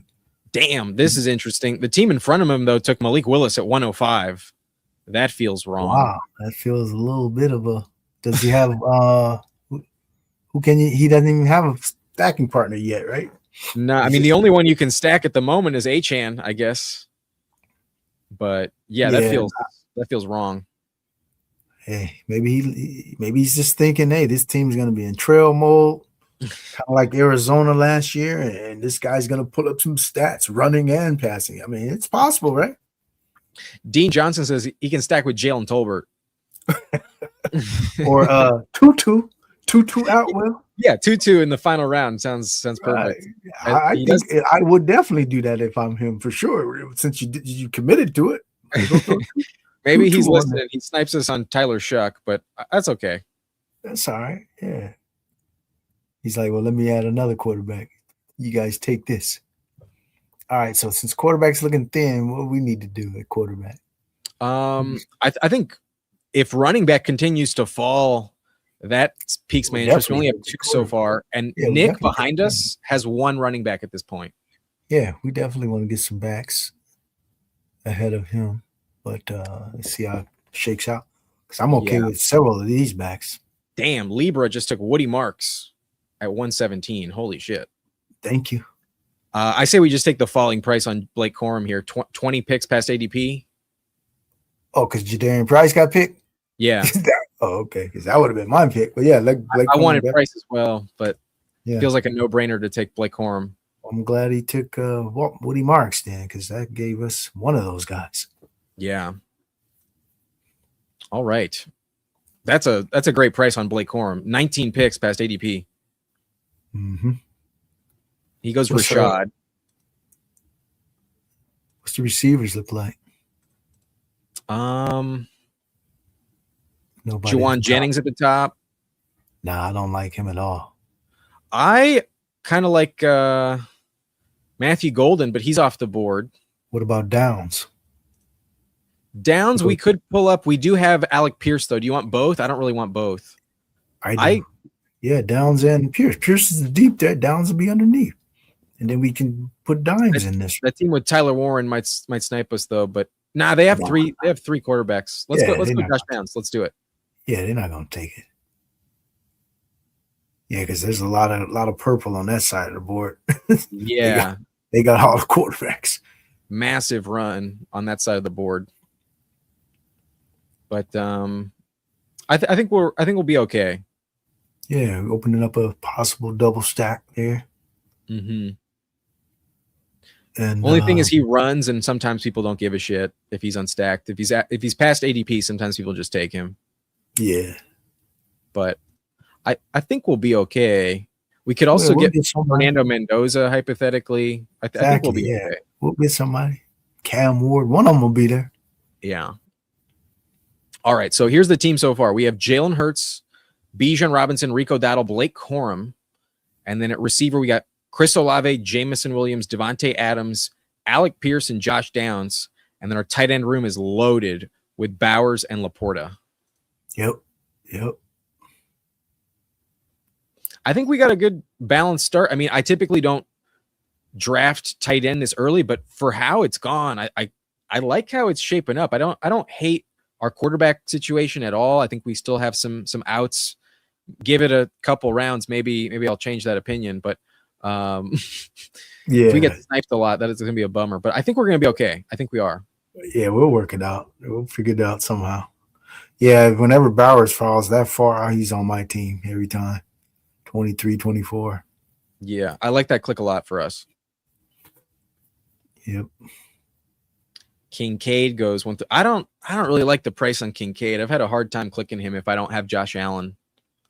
Yeah, like by himself, and especially they just brought back Knox too, and then they brought in another receiver, and they say they might not be done bringing in more receivers like through the draft or something. Yeah, he's so injury prone too. It's like I just don't know if I can trust that. I like the batch next after him. The batch of tight ends coming after him.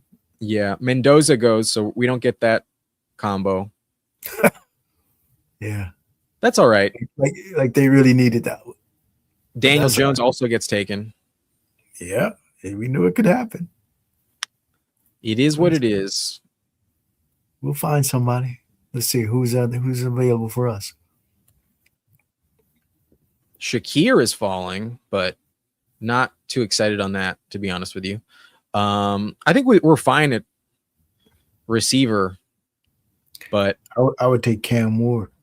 That's who I was thinking as well. Yeah, and just backstack him. We can backstack Cam Ward. Yeah, I like that a lot. So you don't like JCM, huh? It's so crowded there, man. Like I believe that Rashad White, with some college familiarity with Jaden Daniels, has the pole position in the clubhouse. Yeah, I think he's the guy you want. And then they also brought in Jerome Ford. JCM doesn't catch passes, and they also kept Jeremy McNichols. They got 4 running backs right now, and you were even mentioning they could draft someone. I don't know about that, given who they got, but like it's a little tight. Do you want to grab Goddard, or do you want to get in at running back with Aaron Jones? I think our tight end room is good enough where Jones, I think Jones is better. Yeah, let's do that. Jones might have one last hurrah in him. You know? Yeah, perhaps we should not have taken Laporta, but I'd much rather have Laporta than Goddard. Yeah, Goddard. I think last year was kind of flukish, where he was just catching all those touchdowns. You know, he'll have value if AJ Brown leaves, but I don't know. He seemed a little flukish last year with all those. I think they were running a lot of gimmick stuff too at the goal line for him. Some of those shovel passes and all that kind of stuff. Yeah, they had weird play calling last year. If they maintain AJ Brown on the roster, then Goddard's not going to be as valuable as last year. He was super touchdown dependent, but like he has that elite spike week capability where like in this format in best ball, I like him where he goes. Like I'd rather have Goddard than Brenton Strange. I could see I like that went right after us. That's the dude who I like. Yeah. Likely. I think Likely's going to have a big year. I was huge on him last season, and then the injury just like wrecked me a little bit. So I was like, I think Likely was my most drafted tight end, and before the injury happened, I had him at like 24%. So like I just couldn't take him after that. But yeah, I had about 35% last year, and this year I think I'm probably about 25 again. I tend to go back to the well on dudes, even if they mess up for me the year before. Mm-hmm. I'll just go back to the well the next year, especially if the situation's kind of better. And this is a better situation. Obviously, he's free of Andrews, so I don't think Theo is going to do much. He drops balls too. So absolutely, yeah. Theo Johnson leaves a lot of meat on the bone. Yeah, I got 26% Likely right now. Nice, I like that. For the price and his upside, like when Andrews went down a few years ago and he stepped in, he was giving you like 14 points a game for a while. He was like true league winner at that position. Yeah, and they're already talking him up. He's just saying this dude's gonna have a big role, so they talking him up too. So Dean says Theo will do a lot of run blocking. I don't even think so. I think we found out. Huhames even looked it up where Likely's a better blocker than him too per PFF. Interesting. Very interesting. At least from a pass catching standpoint, I trust Likely a lot more. Yeah. But all right, let's take a look. Our running back room is super balanced. We got Bijan, Rico Dowdle, Blake Corum, Aaron Jones. Our quarterback room has Jalen Hurts, Cam Ward. Our receiver room has Olave, Jamo, Devontae Adams, Alec Pierce, Josh Downs. So might want to get back in at receiver soon. But then Bowers and running back receiver. I think running back receiver is kind of two of both positions we need to keep going. I'm not really too concerned about quarterback. There's no good prices either. No need to pull one up.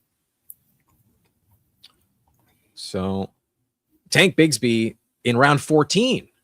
Interesting. Wow. He's been listening to you. You sold him on that little diatribe. Yeah. Some weird shit happened there. After Charbonnet, we see Ollie Gordon to the same team. Then Brian Robinson. I don't know what that's about. Tank Bigsby and Keaton Mitchell. Wow. We're only in the 14th, 15th round, right? What are they doing? I think that's where Bigsby really should go. But that's a very odd situation there. I think he is hustling. He's ear hustling us. All right. Well, I know who I want. If he does not running back. No, I'm going to stick with the receiver. Oh, okay. But I'm going to lobby hard for Omar Cooper Jr. if this guy does not take him. Oh yeah, that's a good one. That's a good one right here. Nah, he gets. Of course, he takes him. We're getting a solid price on Travis Hunter, though. I don't hate it. Hey man, go for it. Travis Hunter. Everybody's thinking they know what they're going to do. We don't know. Yeah, I don't have much of him. This guy's going to do. Everybody else looks gross. I'll take Travis Hunter. We got some correlation too. Mm-hmm. Yeah, we'll take it. But I'm willing to pass on Ridley here, even with the correlation.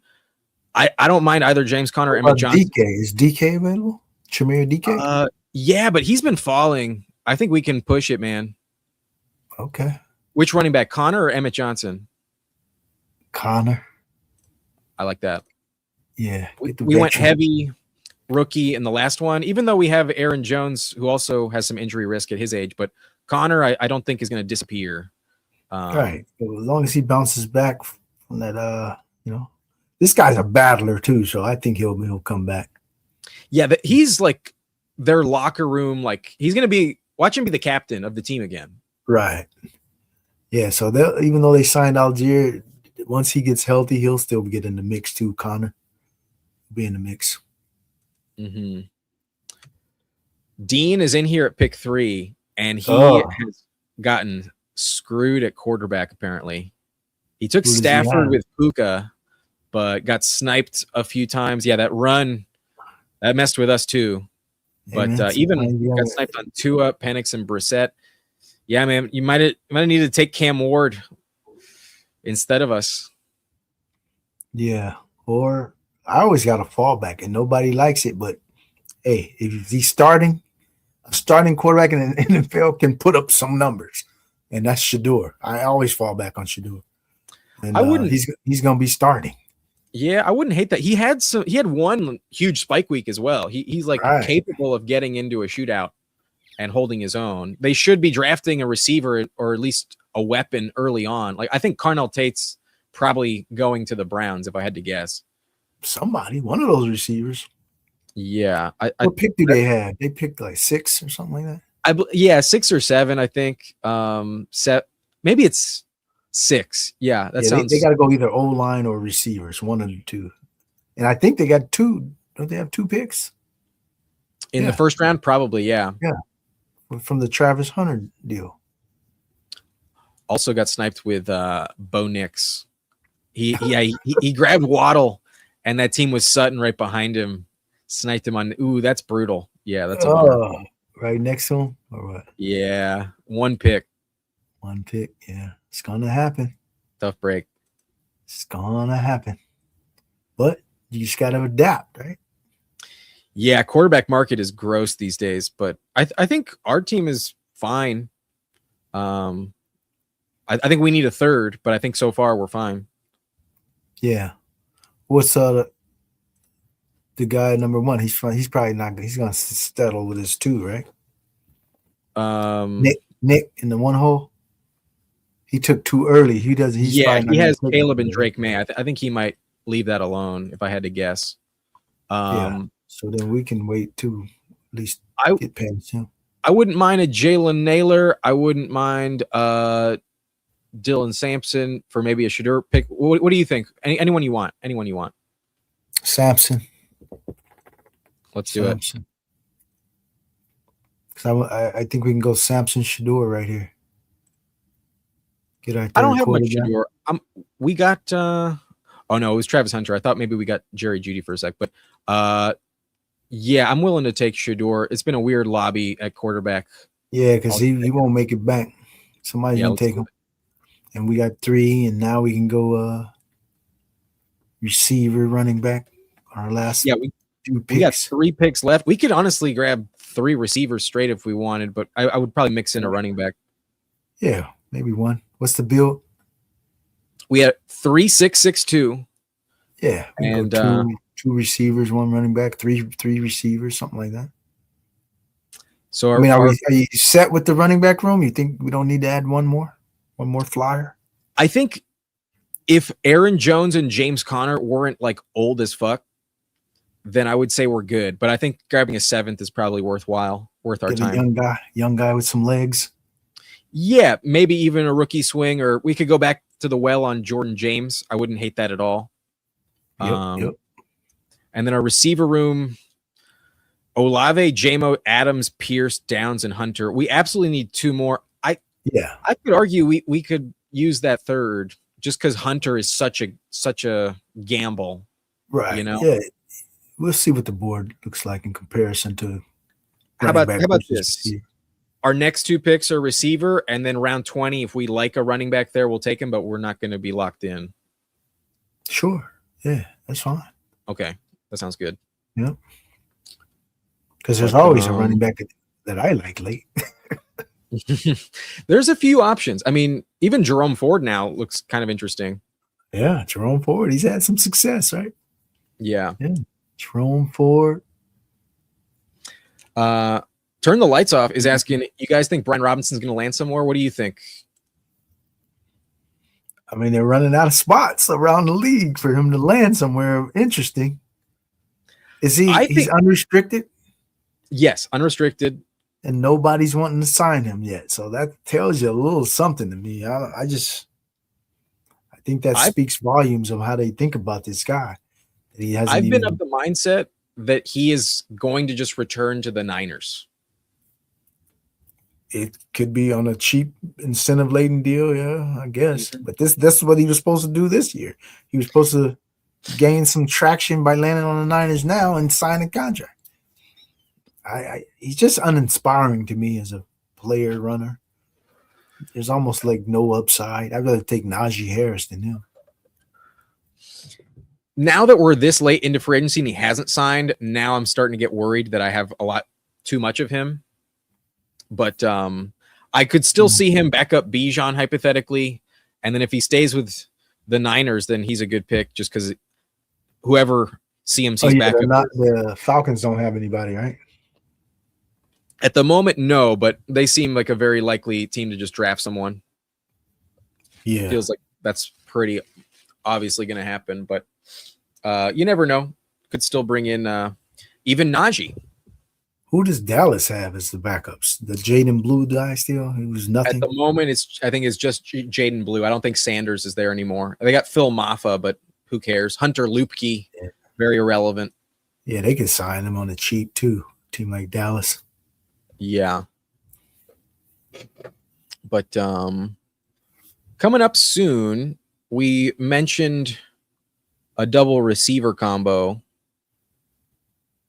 Yeah. But this team is watching, so maybe we wait a second. I got some names I'm thinking about. I like Jeremy. I like Christian Kirk. And then I also think Isaiah Bond is interesting given our Shador pick. Kirk. Let's go with Kirk. All right. And then I think he's an interesting pick up for the Niners and they have a lot of injury prone guys ahead of them. So they can easily miss some games, and this guy could get elevated. Dang, I forgot about Hollywood Brown in Philly. Backlage snipes us. Oh, he sniped us. Oh, sorry. But I think Jeremy Bernard is better.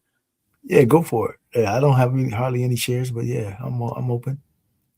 I think he's super talented. I think once the draft is over, he's going to be going way, way higher. I think Jeremy has Philly, right? Never know. At this stage, he's one of the only names that I feel like pretty confident in, knowing that he's going to be drafted round 2. I believe he's a round 2 draft pick, and as soon as that happens, he will be going much higher. Okay. Yeah, if he goes round 2, any team can take him in round 2. Mm-hmm. Who just wants another weapon, right? Rams, Philly, Chiefs. Rams would be awesome. Yeah. The round 2 receivers historically have done pretty well too. So sometimes it takes a minute for them to break out, but like sometimes it's just landing spot. Like Trey Harris was drafted round 2, didn't do anything last year, but Ladd McConkey was drafted round 2, had an amazing breakout rookie season just because there was so much opportunity. Ladd didn't have to worry about Keenan Allen. Trey Harris was just buried. Yeah.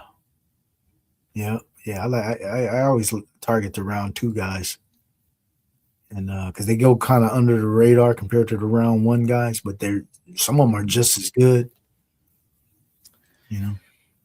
Turn the lights off says, I feel like Seattle wants to give the reins to Seattle. Huh? I feel maybe he just means Sharps. I feel like getting Brian Robinson just to hold them over till he returns. Yeah, he means Sharps. Could be a great cheap 1-year deal. Okay. Yeah, I mean, at this point, we want everyone to just sign with Seattle at this point, but that's the last remaining guy that can. I mean, Charbonnet doesn't he have a severe injury though?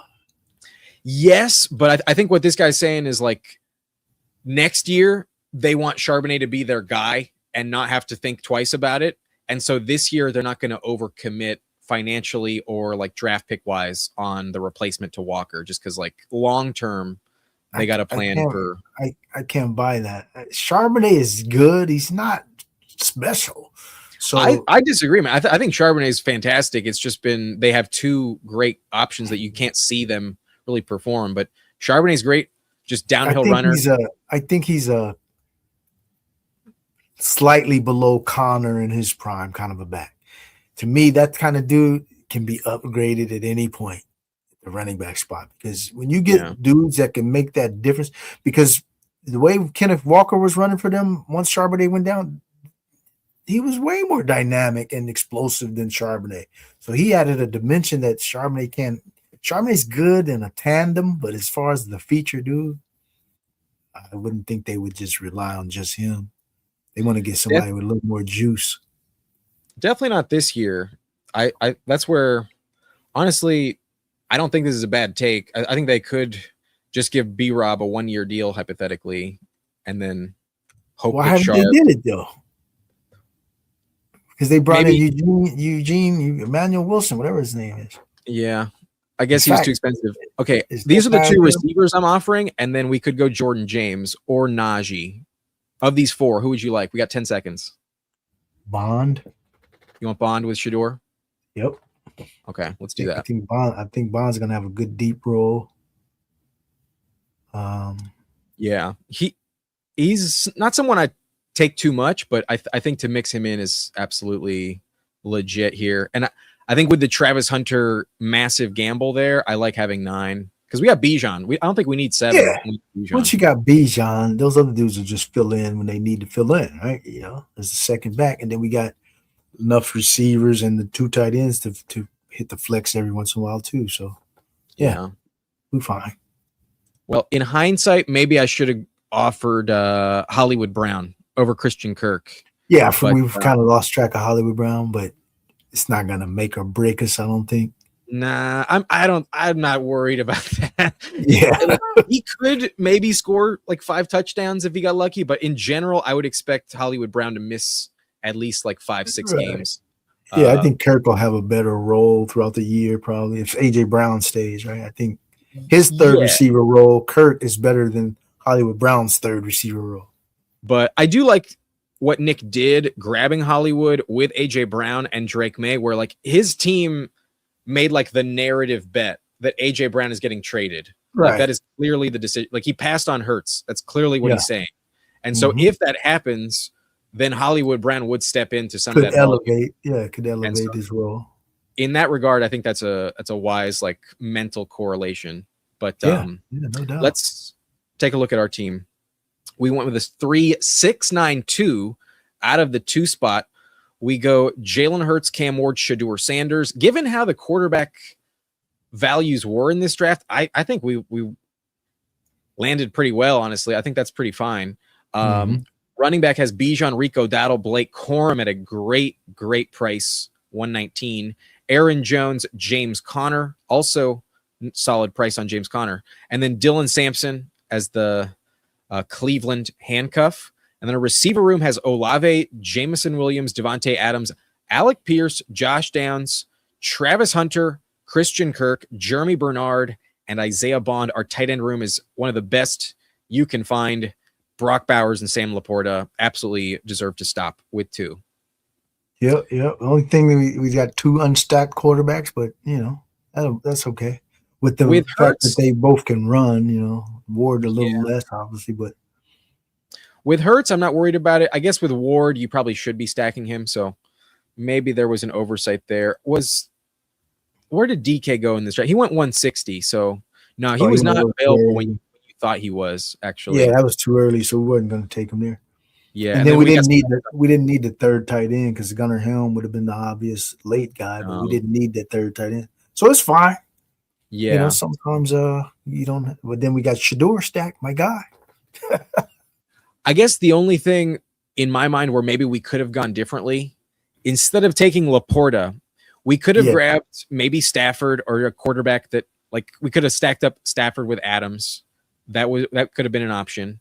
Or we could have taken the falling value on Monangai, maybe pull up Dobbins, Gainwell, but then we passed on running back and we almost got Price to circle back. We got the price on Corum. I think the only thing I might have changed was taking Stafford there, and then instead of Aaron Jones or Cam Ward, instead of Cam Ward, we would have taken Dallas Goedert. Yeah, maybe that could have been the difference, but overall, it's not going to be a big factor. I don't think is in the overall build. Yeah, so the only thing that maybe our team would have been a little better correlated.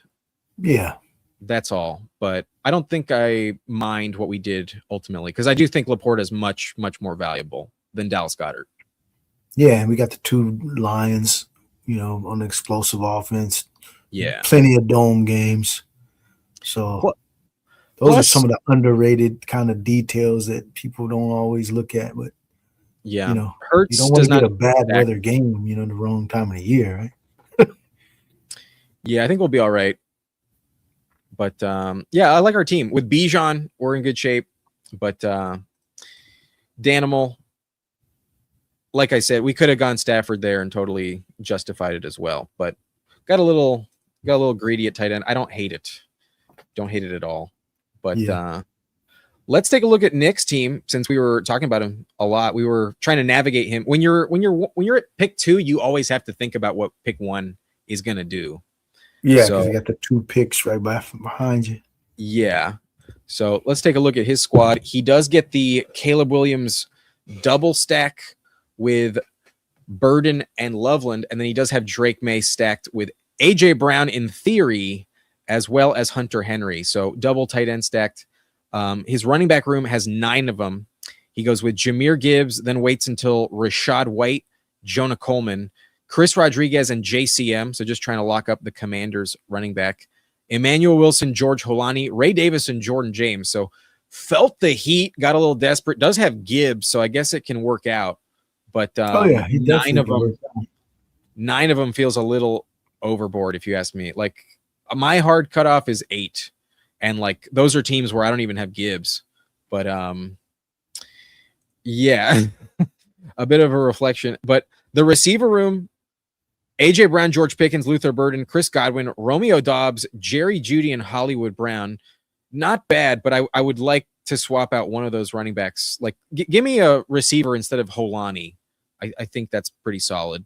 Tight end, though, is fantastic with Loveland and Hunter Henry both stacked up. Yeah, maybe just one too many running backs is all. Yeah, that's about the only gripe, but overall, that's still a strong team there for sure. Yeah, I mean, if Rashad White delivers like I think he can, then he's going to have a good advance piece. And then Rodriguez could be like a touchdown machine in theory in Jacksonville. So, yeah, need some luck with the handcuffs. Like the handcuffs are all zeros or heroes. So, yeah, if there's no rookie that upsets the apple cart there in Seattle, he's got a good tandem there if those guys are in the rotation there. Yeah. So, but AJ Brown, George Pickens, that feels good. And then even Dobbs is the 5th. It's pretty solid up top. Yeah. I do like the receivers. Yeah, I like to sometimes have different builds. The 9 backs might not be like aesthetically appealing, but if things fall the right way for those, like he made the Jordan James bet just like we did. If CMC goes down, he's got an RB1 type dude, maybe. Right. I like that he called his shot with AJ Brown going to the Patriots and just like fully commit, did not even waver on the falling price on Hurts. I like sticking to his gut on that 100%. Yeah, that's a great move, especially if it works out. Because even if it doesn't work out, you still got, a good receiver still. It's just not going to be correlated, but still. It's worth taking those angles that people don't take, and that's an angle I haven't seen people really making that bet there. Let's take a look at Team 3, who did mention he was in here with us and got some odd QB prices. Has Stafford with Puka, so that's not bad. Has Geno Smith and Aaron Rodgers. I think Rodgers is perfectly fine, so I don't think it's terrible, but obviously he wanted some other options. Saquon, Travis Etienne, Jadarian Price, that feels okay. Definitely. Saquon's not my guy, but at pick 22, I would have taken him as well. Jordan Mason, Isaiah Pacheco, Trey Benson. Not bad depth at all, but Trey Benson, I don't know about Trey Benson, but at 214, I get the logic. Has Puka, Jalen Waddle, tried to get the stack, missed out by 1 click, passed on the Caleb Williams stack with Rome. Maybe might have regret that in hindsight, but I don't think it was egregious at all. Jordan Tyson, Michael Wilson, Denzel Boston, Omar Cooper Jr. 166 is phenomenal. Wish I got one pick ahead of us, right? Yeah, one effing pick, but we got Travis Hunter, the number 2 pick in last year's draft. Maybe we have the better talent at the end of the day. Who knows? But much more competition at the moment. A.D. Mitchell to round it out, and then tight end has Kyle Pitts, Isaiah Likely, your boy, and Eli Stowers. Not a bad click at 219. Really nice price on Stowers. I think he was starting to rise after the combine, and then after free agency, it seems like now everyone's forgetting about him, and even Sadiq to a certain extent. I've seen both of them fall. That's a great price on Stowers. Love the tight end room in this one. Because it looks like maybe is there a starting spot available for a rookie tight end right now? I think the Ravens are a really underrated team to be drafting a tight end. I think the Ravens could be amazing if they don't like sign David Njoku, hypothetically.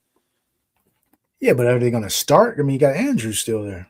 Like Andrews is wavering, man. I think if they drafted Kenyon Sadiq, I think Kenyon Sadiq would take over for Andrews by the end of the year. It's obviously a time slip, but I don't think Andrews is locked in and as safe as some people think. I have not been clicking Andrews very much. Even after Likely left, I still am a little bit shy on the Andrews click unstacked. Yeah.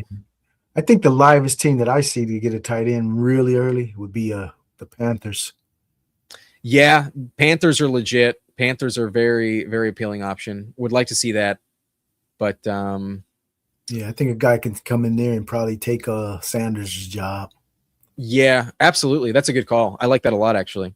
Very good call. I think his team is great, honestly. Like, obviously, the quarterback is risky as fuck, but like Stafford was perfectly fine last year. I think Geno scares the shit out of me as the number 2, but Rodgers, I think, keeps it afloat as the 3, where like they can combine enough as long as Rodgers doesn't retire. But then Saquon just has to stay healthy. I like the ETN click where he took him, and then the Benson one's a little risky, but Jadarian Price could very easily be a Seahawk, and this room could look fantastic. So I think the team's super balanced, super solid, and like a little risky at quarterback, but that's okay. I don't think it's terrible. Yeah, and it's good that he got Stafford because I'm a little bit less inclined to get a Stafford without Puka. You know, I just think that that's the maximum way to get it is that with Puka instead of just with like Devontae Adams.